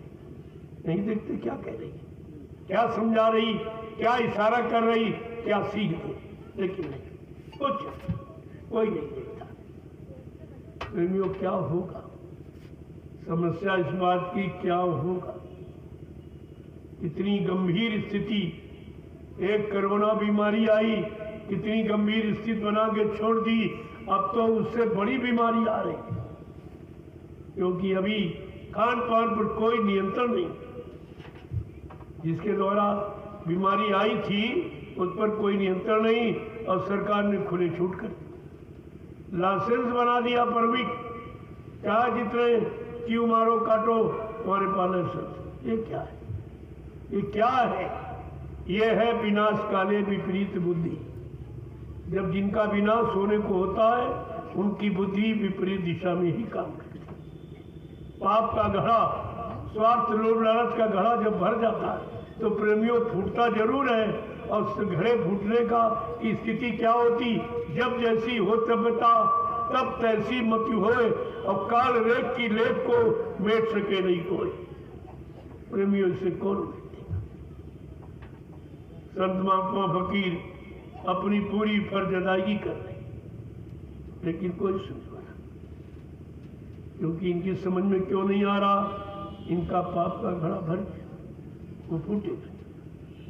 लेकिन महात्मा फकीर अपनी फर्ज अदायगी समय से करते ही रहते, ताकि आप मुसलमानों की तरह ये न कह सको कि हाय हुसैन हम आपको ये कहने नहीं देंगे। इसलिए समय के पहले आपको बचने बचाने का ये संदेश लेके आया हूँ, इसका कोई खर्चा नहीं मांगता। ये निस्वार्थ सेवा देश की और सबको बचने बचाने की, हिंदू मुसलमान कोई हो, मैं तो एक इंसान मानता हूँ। मेरे यहाँ कोई जात पात, कोई अजैब मजैब कुछ नहीं, ये झगड़ा नहीं कुछ। अरे बच्चा जब पैदा होता है या जात पात लेके पैदा होता कि हिंदू मुसलमान बन के पैदा होता, ये कोई मजहब धर्म लेके आता, वो तो नंगा और अकेले पैदा होता, कुछ नहीं लिखा। फिर आपने ये बीच में बखेड़ा क्यों खड़ा कर दिया? यही तो दुख का कारण बन गया। जो आपने अपनी व्यवस्था बनाई, अपनी व्यवस्था से आप परेशान। अगर ईश्वरी व्यवस्था अगर लागू रखते तो परेशानी का कोई प्रश्न नहीं था। आपने अपनी व्यवस्था बनाई, अपनी बुद्धि आपने उसमें लगा दी कि हम कर देंगे, हम कर देंगे। तो देख लो क्या कर दिया, क्या कर दिया ये देखो, और क्या कर सकते हो ये भी देखिए। कोरोना नाम की बीमारी है, सब फेल, सब राजा प्रजा सब फेल, कुछ नहीं कर पाए।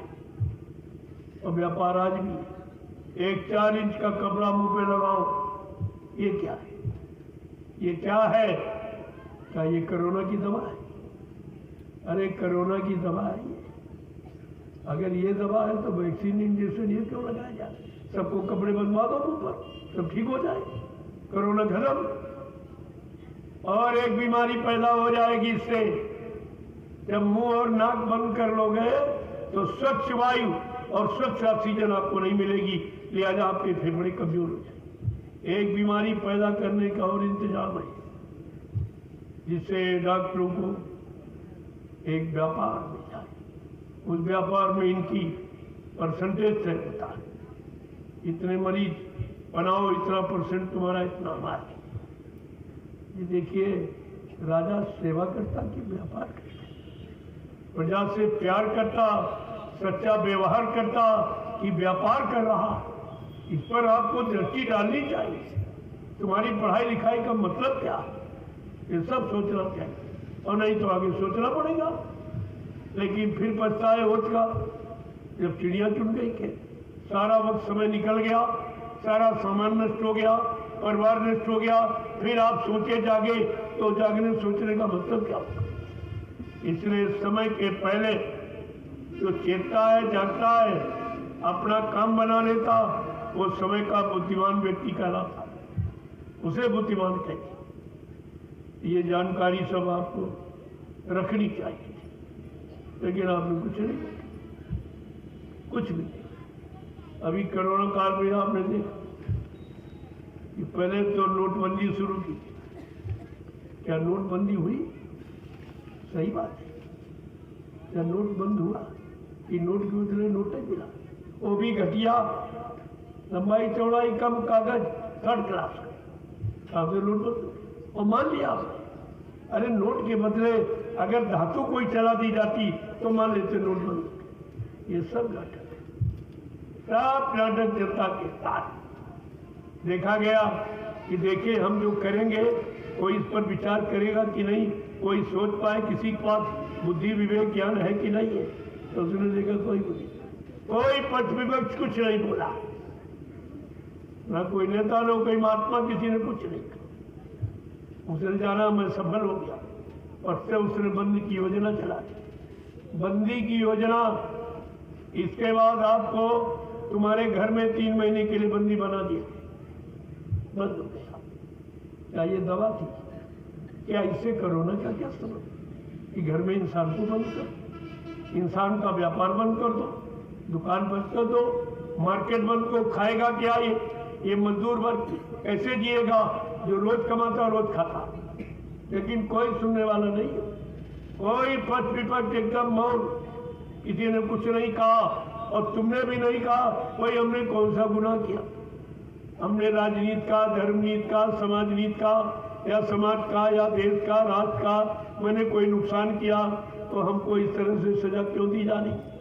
हमारे घर में हमको जेल बना के बंदी कर दिया गया, कोई नहीं बोला।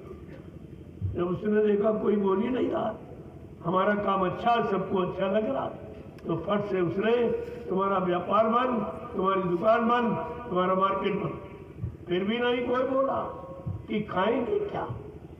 कोई नहीं बोला, सब मौन एकदम। तब उसने कहा अरे हमारा काम अच्छा है, तभी तो लोग नहीं बोल रहे, सब स्वीकार कर रहे। तो उसने क्या किया, रेल मोटर यातायात सब, जबकि ऐसा कभी नहीं, चाहे प्रधानमंत्री मरा हो चाहे राष्ट्रपति, कभी ट्रेन नहीं बन रही, वो भी हो गई। कोरोना काल में वो भी हो गया। ये सब देखिए, अब कोई नहीं बोला कि भाई रेल यातायात मोटर बंद कर, इससे कोरोना क्या क्या मतलब, ये कौन सी दवा है, कोई नहीं बोला। तो इसके बाद क्या किया, उठा के तुम्हारा विद्यालय, न्यायालय, कार्यालय सब, न बच्चे पढ़ेंगे न निकल पाएंगे, न हमसे नौकरी बन। देखो नौकरी न देने कितना बड़ा प्यार कि शुरू से इनकी नींव खराब कर दो। विद्यालय बंद कर दो, तब पढ़ेंगे लिखेंगे तो फिर हमसे नौकरी कर, तब पैसे नहीं होंगे तो नौकरी कौन मारे। ये कितनी बड़ी चाल, कितना झूठ, इससे क्या होने वाला।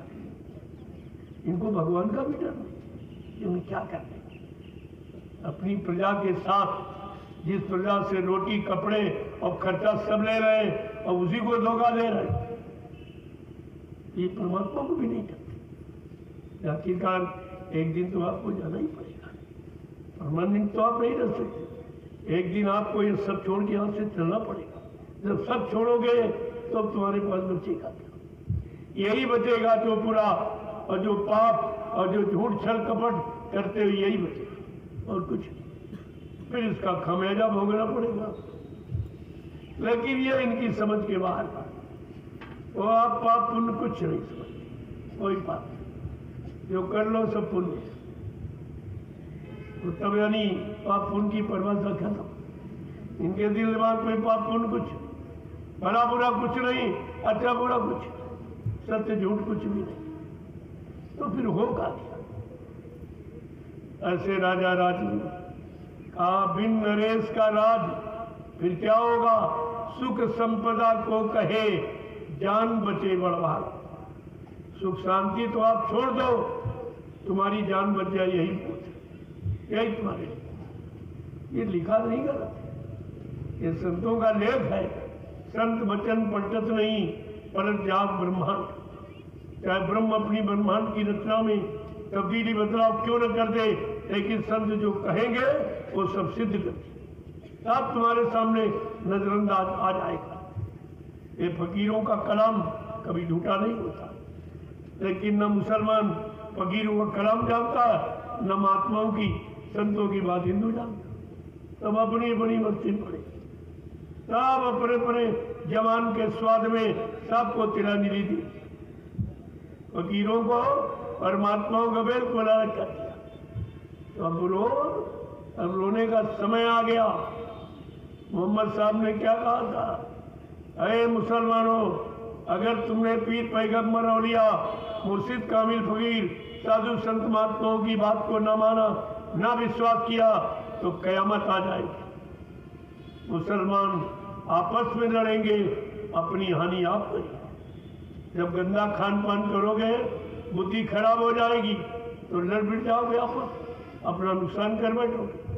तो फकीरों ने जो कहा है और संतों ने, वो झूठ नहीं है, वो तुम्हारे सामने सब आ जाएगा। अब ज्यादा समय नहीं है प्रेमियों, परिवर्तन निश्चित है, कोई नहीं रोक सकता इसको।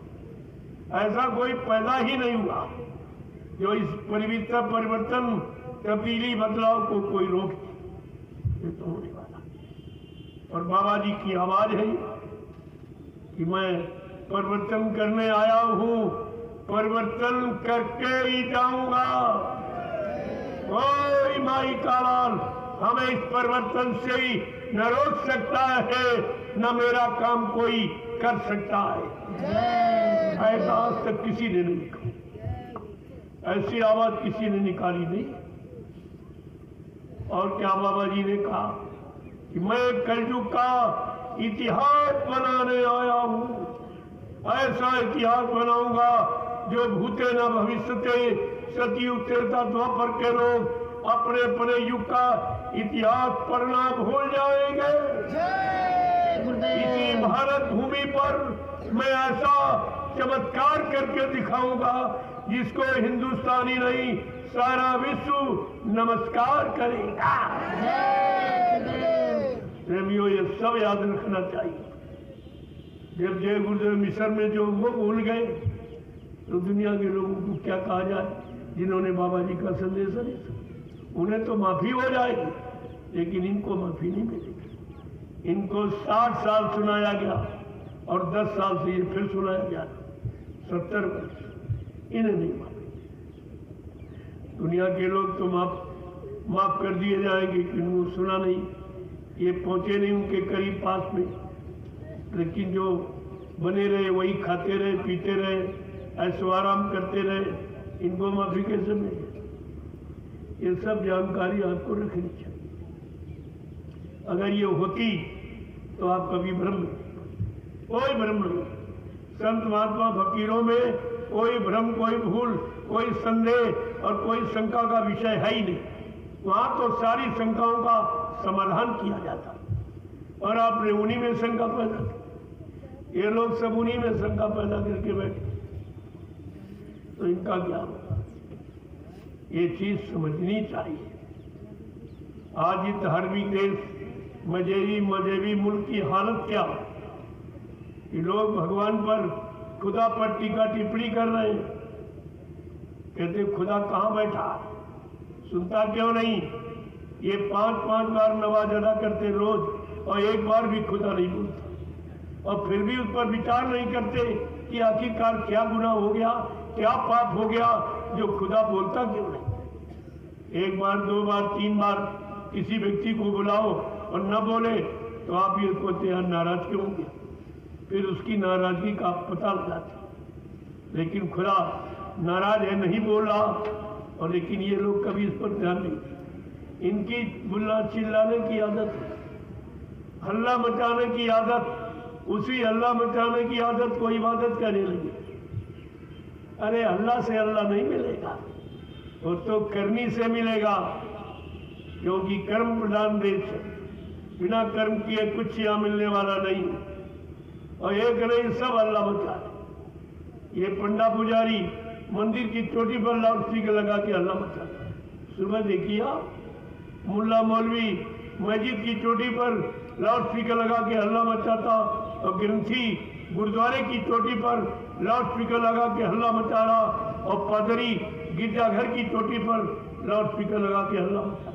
इनसे सबसे पूछो, क्या हल्ला में अल्लाह खुदा परमात्मा गॉड आपको मिला? कोई नहीं, कोई नहीं मिला। अरे होता तो मिलता। जब धर्मशास्त्र साफ साफ कह रहे, न हम बसामी वैकुंठे योगिना हृदय न चा मम भक्त्वा यत्र गायन्ति तत्र तिष्ठामि नारदा। भगवान कह रहे, हे नारद, मैं यहाँ कहीं नहीं रहता जहाँ तुम हमको खोज रहे, ढूंढ रहे। न मैं पानी में, न पत्थर में, न तीरथ पे, न मूरत में। मैं तो तुम्हारे सबके इसी जिस्मानी मस्जिद, इसी मनुष्य रूपी मंदिर में आत्मा रूप से और रूह के रूप में तुम्हारे सबके अंदर बैठा हूं। अब रूह के जानकार उन फकीरों की तलाश कर जिन्होंने अपनी रूह को जगाया और खुदा का दीदार किया। उनसे मिलो, वो तुम्हारी रूह को जगाएंगे और खुदा से मिलाएंगे।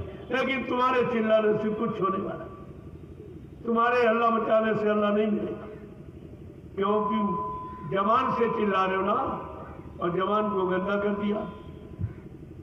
इतने पशु पक्षियों का मुर्दा मांस खाया, जवान को गंदा किया। इतने बुद्धि नशक नशे, शराब गांजा भांग अफीम आपने की। निंदा आलोचना बुराई इसी जवान से आपने किया। गाली गलौज भद्दे अश्लील शब्दों का प्रयोग इसी जवान से किया। अब यह जवान गंदी हो गई, इससे यानी इबादत कबूल नहीं होगी, इससे प्रार्थना तुम्हारी स्वीकार नहीं। ये सब के लिए सुने, किसी एक के लिए नहीं। क्या गंदगी होती तो आप यहाँ बैठते? अगर यहाँ गंदगी पड़ी होती आप बैठते? जब तुम नहीं गंदगी बैठते हो तो खुदा परमात्मा गंदगी बैठ जाएगा, तुम्हारे बुलाने से आ जाएगा।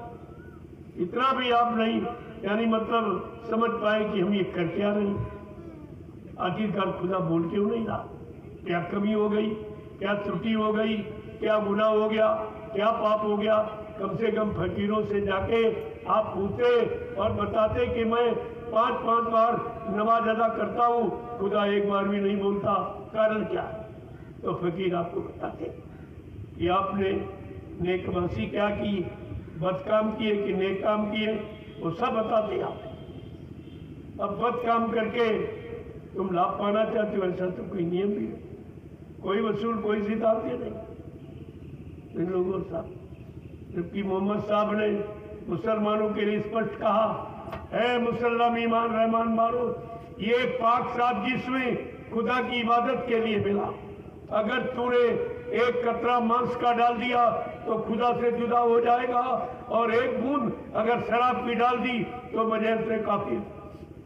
क्या किसी मुसलमान ने मोहम्मद साहब की अल्फाज जवान मुबारक बच्चों को अपनाया है, स्वीकार किया? कुछ सब मनमानी, जरा सी जवान के स्वाद के लिए फकीरों के कलामों को तिलांजलि दी, सबको छोड़ दिया।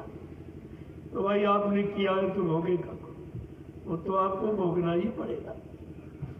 कौन सा ऐसा शरीर खुदा परमात्मा ने बनाया हुआ जिसमें उसकी रूह नहीं, जीवात्मा नहीं बैठी? जिस शरीर से रूह जीवात्मा को निकाल दिया जाएगा, 1 सेकेंड में वो शरीर मुर्दा हो जाएगा।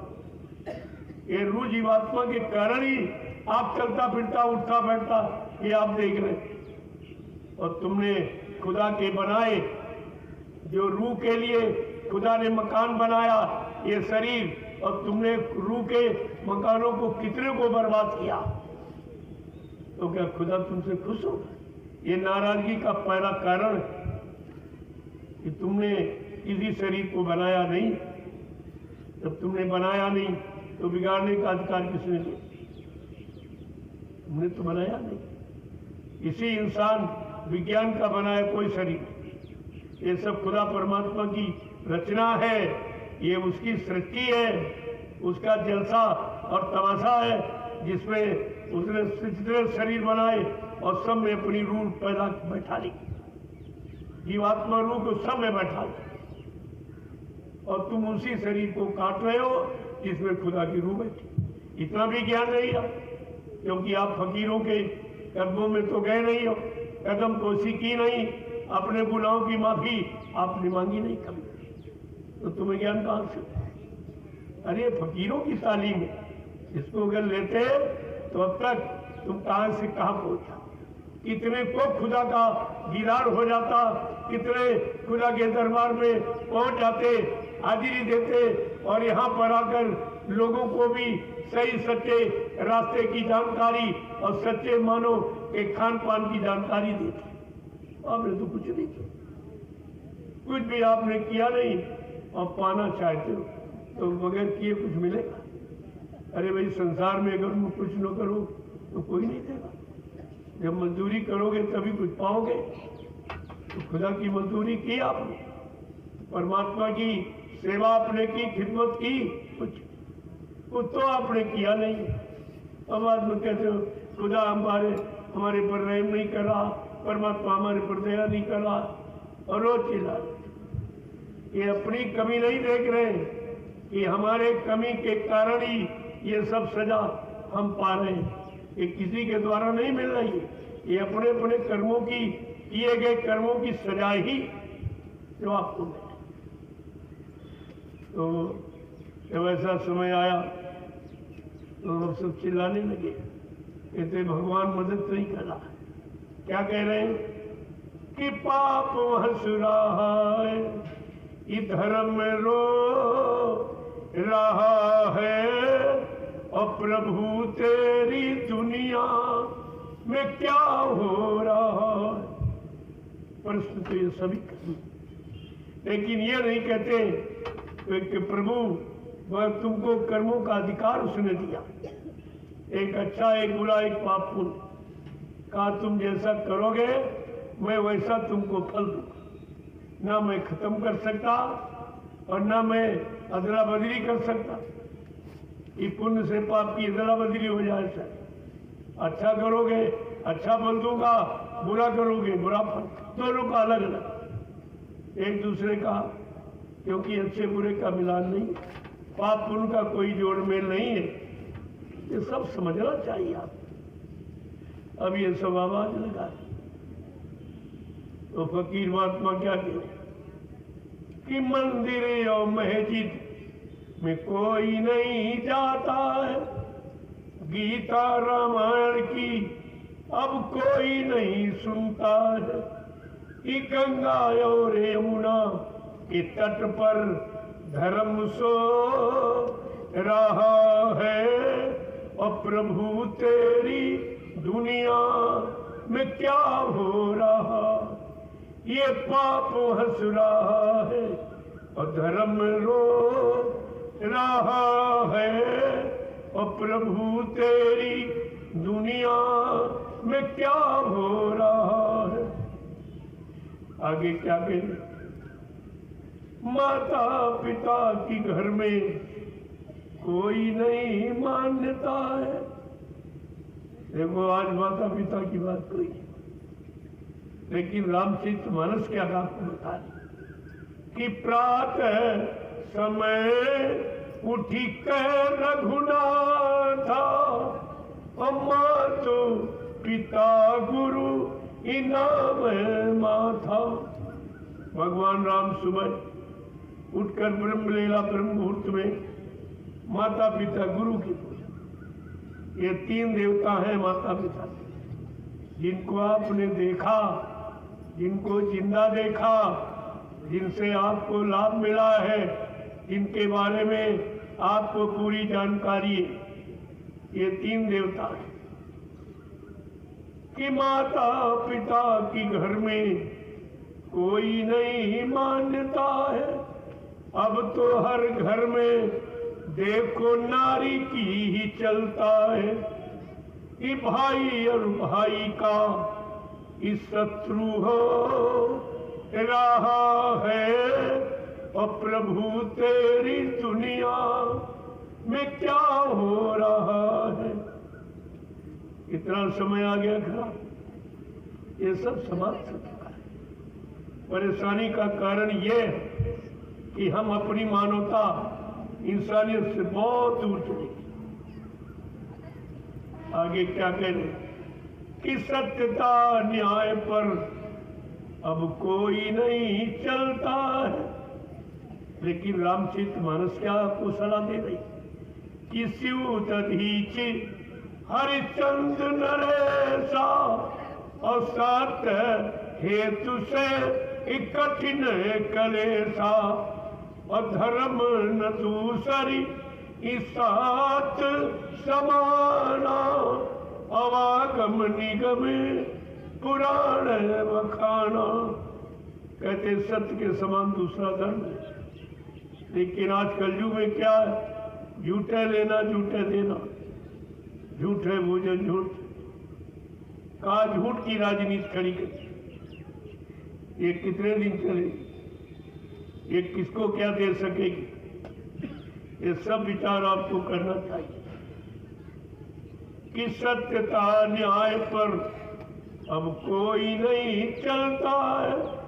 छोटी छोटी बातों में नरगंगा कसम खाता है, एक ही कौड़ी पर ईमान खो रहा है, और प्रभु तेरी दुनिया में क्या हो रहा है, ये पाप हंस रहा है और धर्म रो रहा है, और प्रभु तेरी दुनिया में क्या हो रहा है।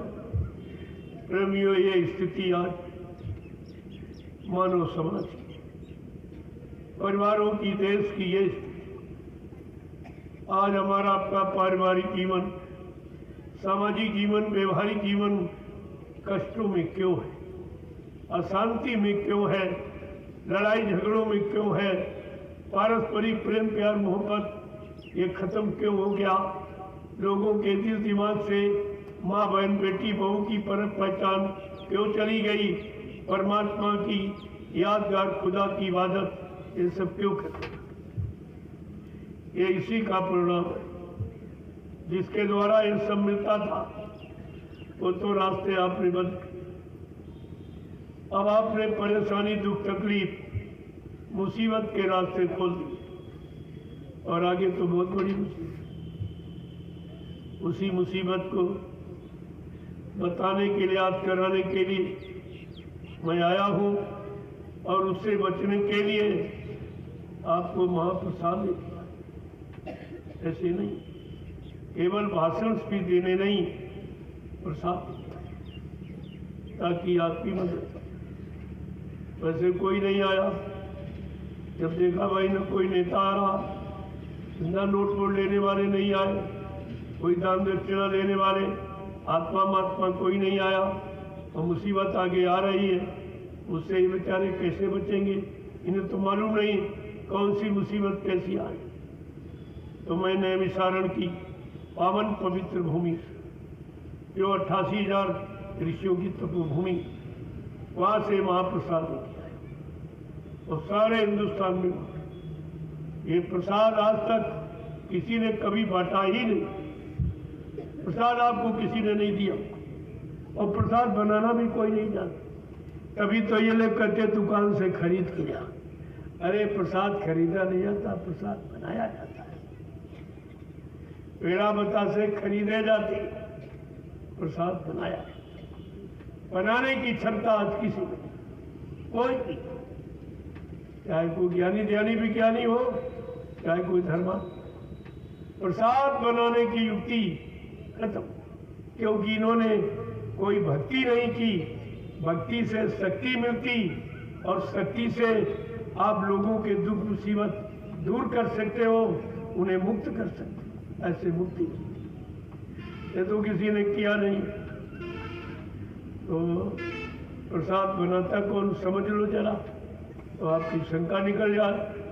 जिसने अपने सदगुरु को खुश कर दिया, उनके हुक्म आदेश का पालन करके, उनके वचनों पर चलकर अपने आप को कुर्बान कर दिया, वो भक्ति अपने गुरु की दया और दुआ को किसी वस्तु में प्रवेश करके जीवों को लाभ दे सकता है।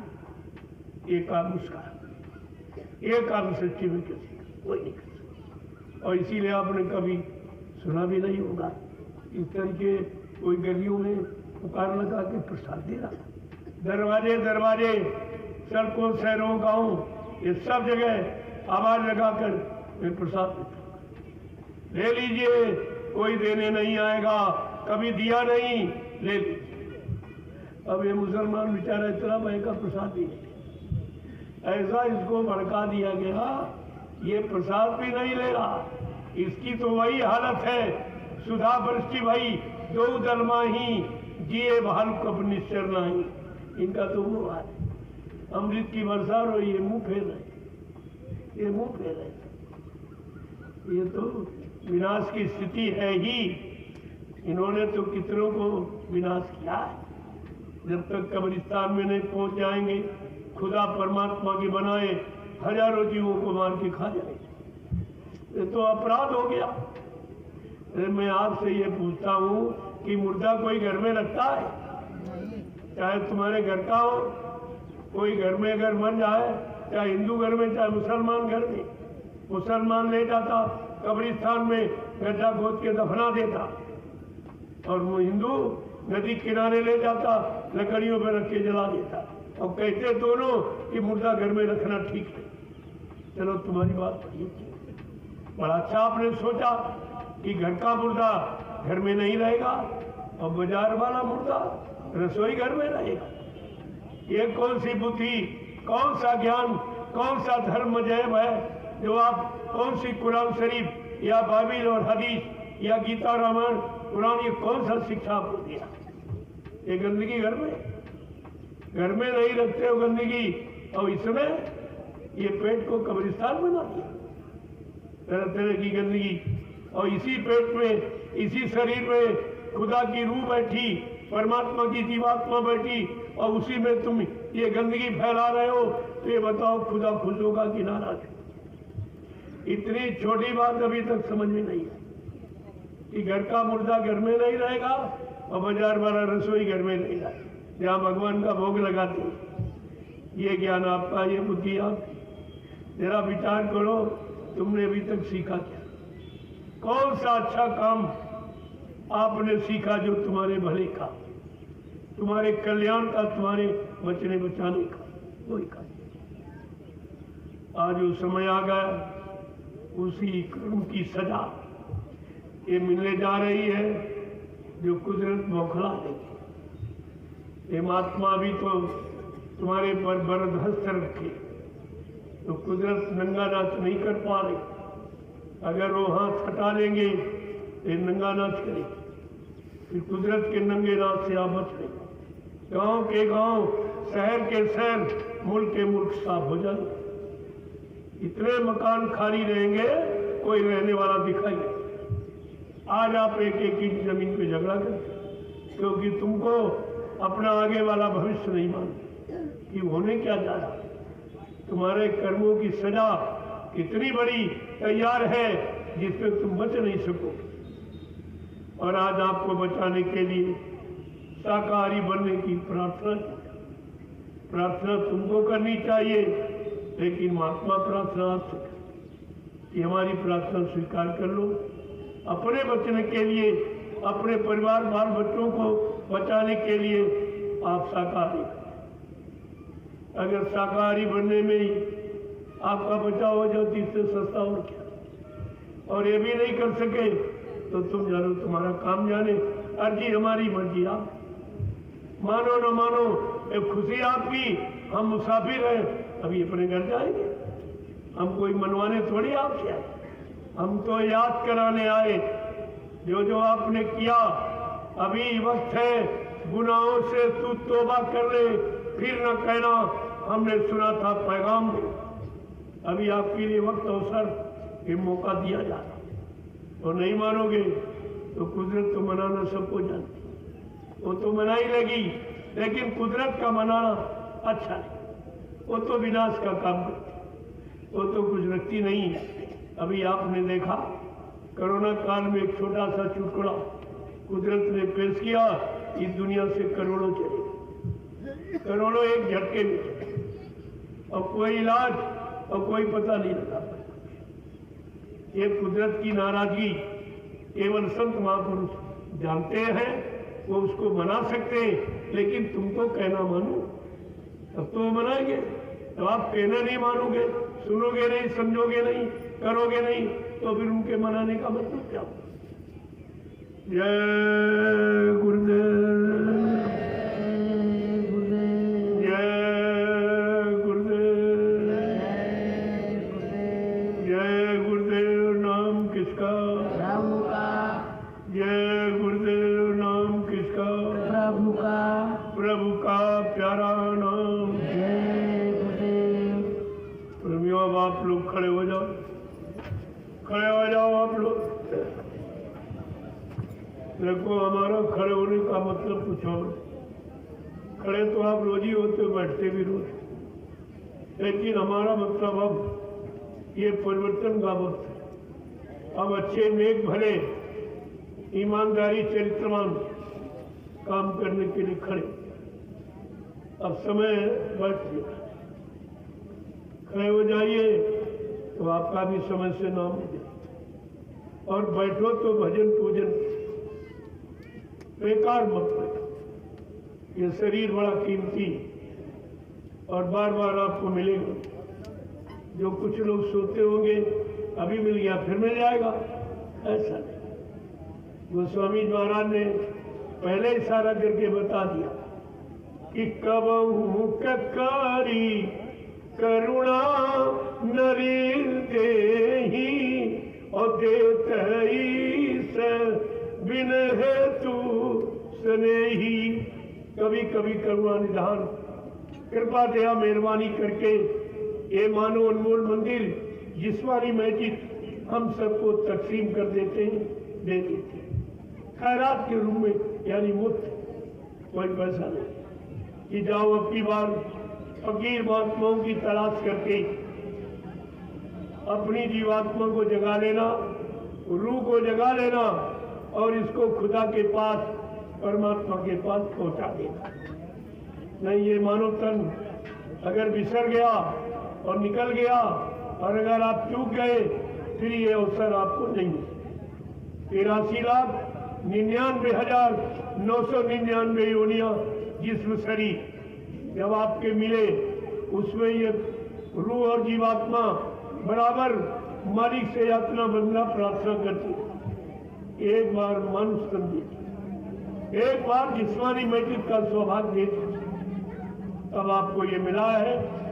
अगर अब की चूके फिर 84 का, फिर अगर आप चूक गए अब की बार तो 4 खान 84 लाख नरकों की योनियों से फिर आपको छुटकारा। महात्मा सब तरफ से आपको बचाना चाहिए। जय गुरुदेव, जय गुरुदेव, जय गुरुदेव। नाम किसका? जय गुरुदेव। नाम किसका? प्रभु का प्यारा नाम। जोर से बोलो, सब मिल बोलो, बोलना होगा।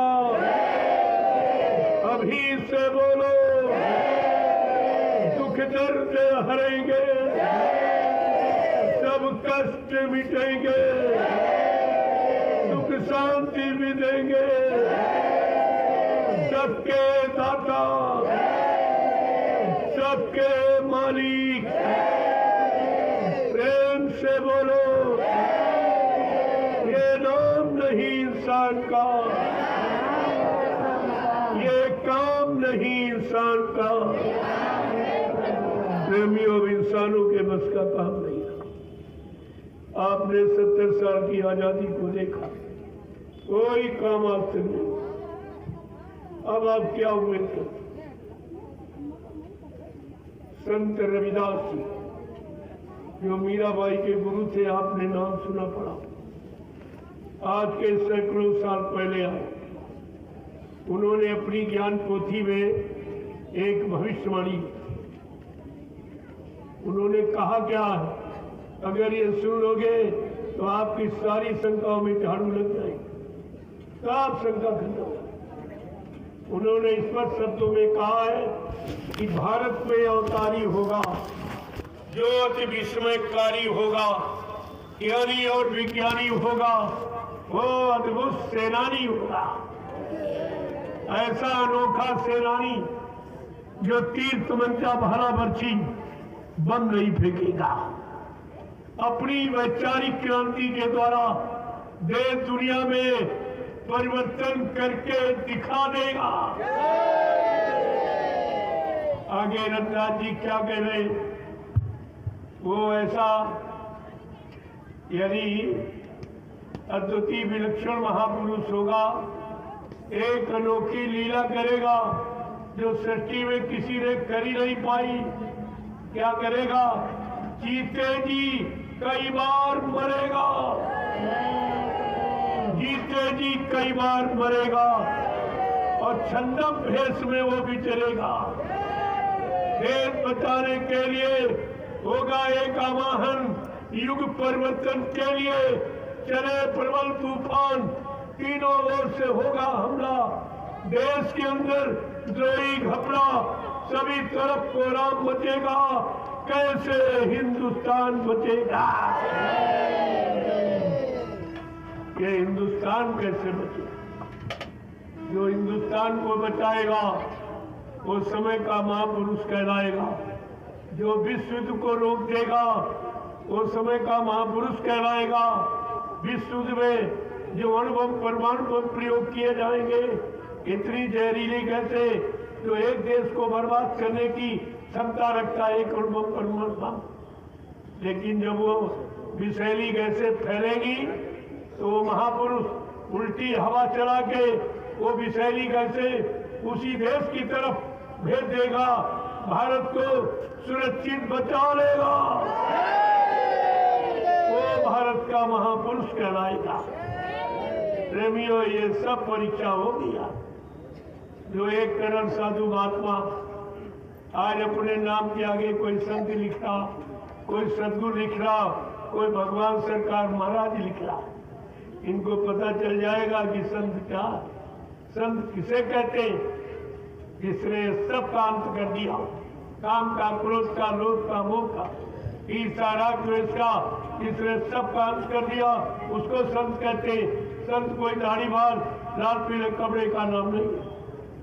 ये सब आपको पता चल जाएगा कि संत किसे कहते हैं, संत कौन है। इन कुछ मुसीबतों का, कष्टों का, बीमारी महामारियों का अंत कौन करेगा? वो संत कहलाएगा। रविदास जी और भी कुछ कह रहे हैं। जिसने भारत माँ सताई, जो आज भारत माता की जय बोल रहे हैं, इस भारत पर कितना अत्याचार, अनाचार, पापाचार, भ्रष्टाचार, मांसाहार, हिंसा, हत्या सब हो रही, झूठी जय जयकार कर रही। संत रविदास जी ने क्या लिखा है?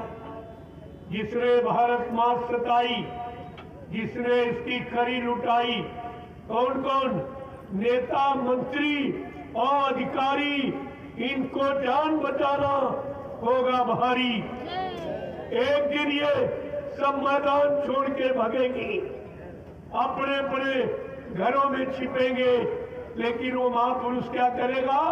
ढूंढ ढूंढ कर बदला लेगा, सब हिसाब चुकता कर देगा। बचेगा कोई नहीं। आज जो ये धन कर रहे खा, ये जनता का धन लूट के विदेशी बैंक भर रहे, ये एक एक पाई निकाल के लाई जाए। बाबा जी ने क्या कहा? मेरे पास योजना है, ये सब पैसा निकाल के ले आऊंगा, देश सेवा में लगाऊंगा और भारत में सतयुग दिखाई देगा। ये तुम सबको सतयुग दिखाई देगा। ऐसे थोड़ी सतयुग कोई हंसी मजाक में थोड़ी आ जाएगा। ये सब आपको समझना चाहिए। अगर बाबा जी के वचन आप याद रखते तो आज उनके विषय में आप कोई शंका नहीं, और तुम सब शंका में चले गए तब इतना बारी आपने नुकसान। आगे रविदास जी और कुछ कह रहे हैं। क्या कह रहे हैं? यानी एक एक चीज देखिए महात्माओं की, क्योंकि उनकी दिव्य आंख खुली होती, उनकी जीवात्मा रूप की तीसरी आंख खुली होती, जिससे भूत भविष्य वर्तमान को अपनी जगह से देखते। इटली में कोराम मचेगा, लंगर सागर भी डूबेगा, युद्ध तीसरा अति प्रलयकारी जो होगा, भारी संहारी भारत होगा, विश्व विजेता भारत होगा, विश्व का नेता, दुनिया का कार्यालय होगा, भारत में न्यायालय होगा। न्यायालय जो आज न्यायपालिका अमेरिका में, वो भारत, जो करेंसी इटली में छप रही प्रेमियों भारत की, ये भारत के जिम्मेदार लोगों ने करेंसी बेच दी। जो भारत में नोट छपता था अब इटली में, अब जितना नोट वो छाप लेंगे उतना तुम्हारा सोना चला जाएगा।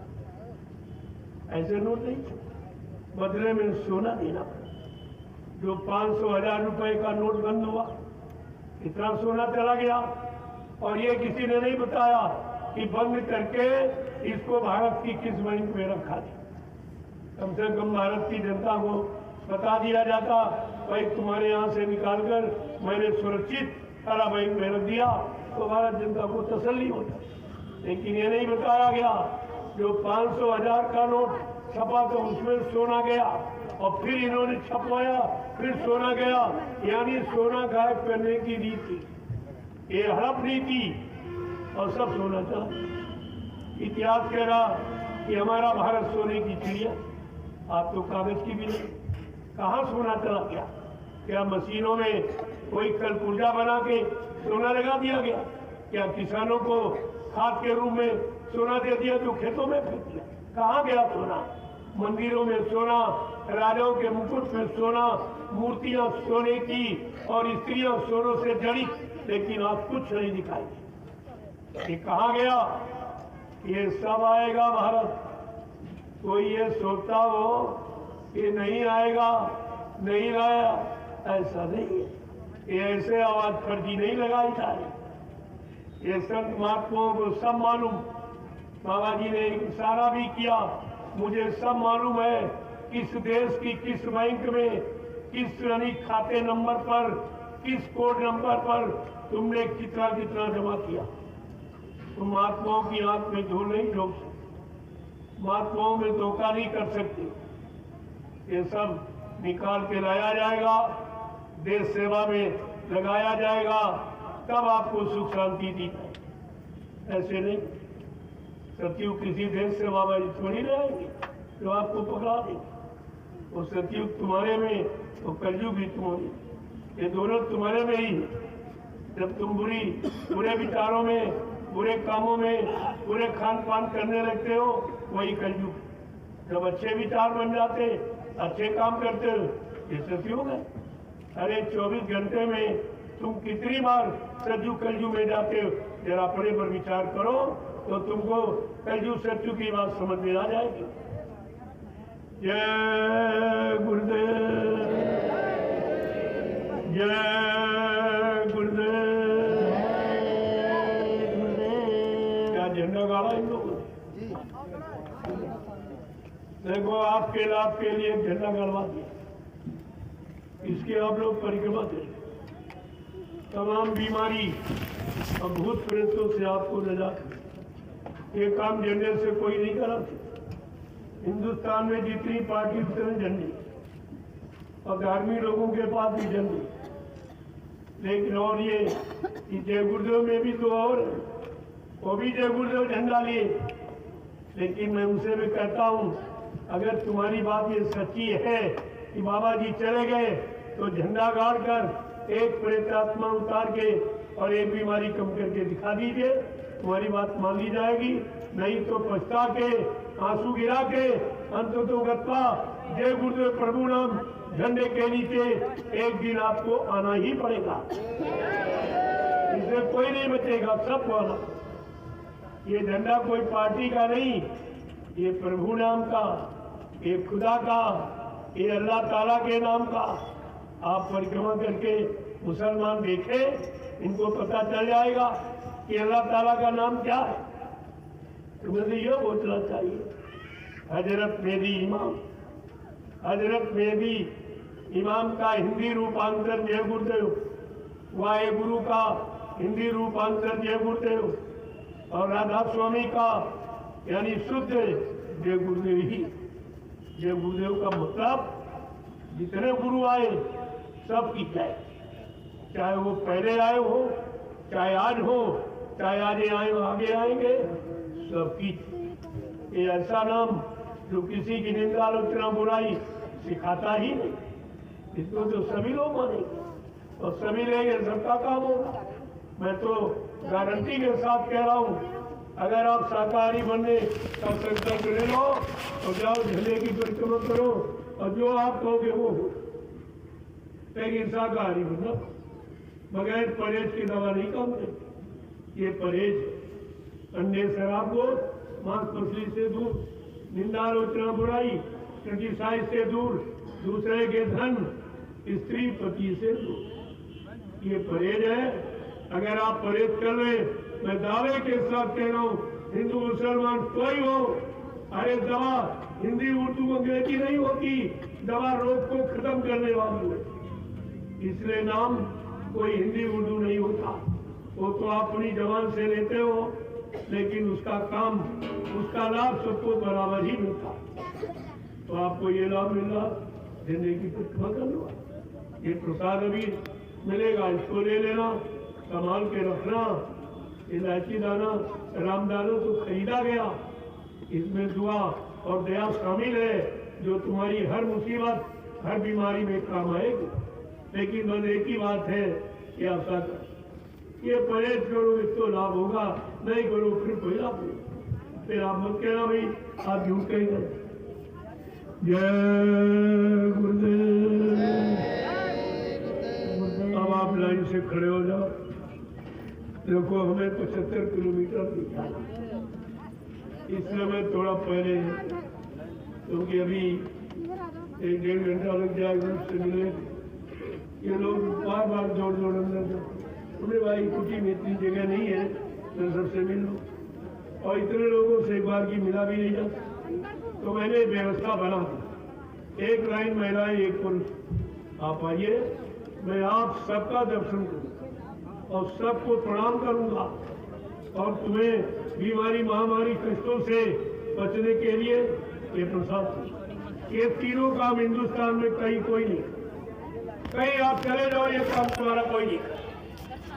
पहले इसको देखो ये हो क्या रहा, सड़कों पर देखो ये काम कोई नहीं कर रहा, ये साइकिल यात्रा का, और ये सत्संग सुनो, ऐसी तवारीख ऐसा सत्संग कहीं आपको सुनने को नहीं, जिसमें सबका लाभ सबका कल्याण छुपा हुआ। जय गुरुदेव। सतयुग कौन लाएंगे, जन जन में प्रेम कौन लाएंगे, विश्व में सुख शांति कौन लाएंगे। ये ध्यान रखना, ये तीनों काम कोई नहीं कर सकता, और ये तीनों काम आपको करके दिखाएगा। अगर नजर हो तो आप देख लो, आपको दिखाई देगा। ये तो बहुत थोड़े आदमी आज आए, मैंने कहा अगर सरकार मेरा सहयोग करे, सहयोग मतलब रुपया पैसा नहीं, केवल जगह देनी और इनको पानी पीने की, बाकी तो अपना साथ में लेके आते। अगर ये व्यवस्था कर दे सुरक्षा की, तो मैं वो आदमी हिंदुस्तान में हूँ जो 10 किलोमीटर तक आदमी में आदमी भिड़ा के बैठा दूँ। मेरे पास इतने लोग हैं, इसलिए मैं थोड़े से लोग ये हैं। संदेश तो आपको मिल ही गया है, लोगों की गिनती से आपको क्या लेना है।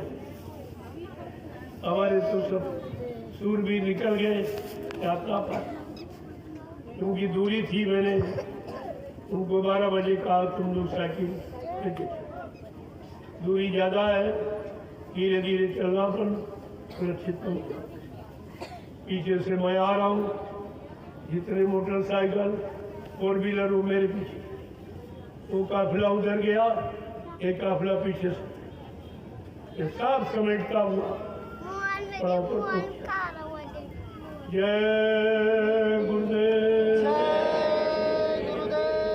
अब आप लोग लाइन से खड़े हो जाओ, मैं आप सबका दर्शन कर लूं, क्योंकि आप बहुत बेताब थे। बार बार कुटी बहन ने कहा मैं सबसे मिलूंगा, बगैर मिले मैं नहीं जाऊंगा। मैं कोई भागने वाला व्यक्ति नहीं, एक एक प्रेमी से मिल, यहाँ कोई डर भय नहीं है। हाँ, और लोग तो डरते नहीं मिलते इस तरह आज, सबको डर है, राजा को भी डर है, वो भी इस तरह नहीं मिलेगा आपसे, वो भी एरोप्लेन से आएगा, ऊपर ऊपर चला जाएगा, दर्शन नहीं देगा, उसको भी डर है। क्योंकि मैंने भारत की जनता के लिए कुछ नहीं किया, सब झूठ बोलते रहे, वादा खिलाफी करते रहे, दगेबाजी करते रहे, टैक्स बढ़ाते रहे, महंगाई बढ़ाते रहे, कुछ किया नहीं, इसलिए उनको डर।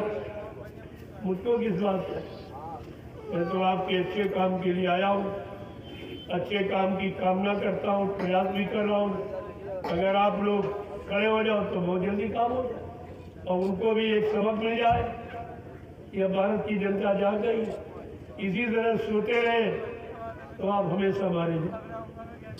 ये सोई तो रहे, 70 साल से आप सो ही रहे, जाग कहाँ रहे। अगर जाग जाते तो प्रजातंत्र में अपना अधिकार मांगने का तुमको अधिकार है, लेकिन तुमने अपने अधिकार का प्रयोग ही नहीं किया। तुम्हें जानकारी नहीं हमारा क्या अधिकार प्रजातंत्र। मैं वही तो बताने आया हूँ कि अपने अधिकार की मांग। अधिकार कब मिलेगा, जब तुम्हारे पास चिन्ह, ये झंडा अधिकार का प्रतीक, तुम्हारा कोई झंडा नहीं। इसीलिए ये लोग क्या करते हैं, अपना वाला झंडा पकड़ाते चुनाव के टाइम, और जिंदाबाद मुर्दाबाद बुलवाते रहते। और तुम बोलते रहते हो। तुम अभी तक यही नहीं सोच पाए हम ये कह क्या रहे और किसके लिए कह रहे? अपने देश के लोगों के, अपने समाज परिवार के लोगों के लिए आप मुताबा चिल्ला रहे। ये सब समझ खत्म हो गई, क्योंकि ये मुर्दाबाद जिंदाबाद बुलवाते हैं कैसे? शराब पिला के। जब बुद्धि खराब हो जाए, पागल हो जाए, अरे चिल्लाओगे मुर्दाबाद मुर्दाबाद, उनको इसी से मतलब है। ये सब पहले अपना परिचय दे रहे हैं, जब कुछ बने नहीं तो उनको शराब, कबाब, मुर्गा मुर्गा, अंडा 2-2, 3-3 महीने प्रचार में चलवाया। तुम सीख गए, बाद में प्रचार बंद। जब सीख गए फिर कहाँ दिलाओगे पैसे? फिर कहीं जमीन बेचोगे, कहीं घर में चोरी, कहीं समाज में चोरी, कहीं गिरे काटी, कहीं इसकी चोरी उसकी चोरी। ये आते और खराब कराते तुम्हारी। देने की बजाय वो पहले ही अपना नमूना पेश कर दिया कि जीतने के बाद हम तुमको ये देंगे। ये बना दिया ऐसा, अब जिंदगी भर ऐसे रहोगे। लेकिन तुम बुद्धि का प्रयोग नहीं करते तो किसी का क्या करो।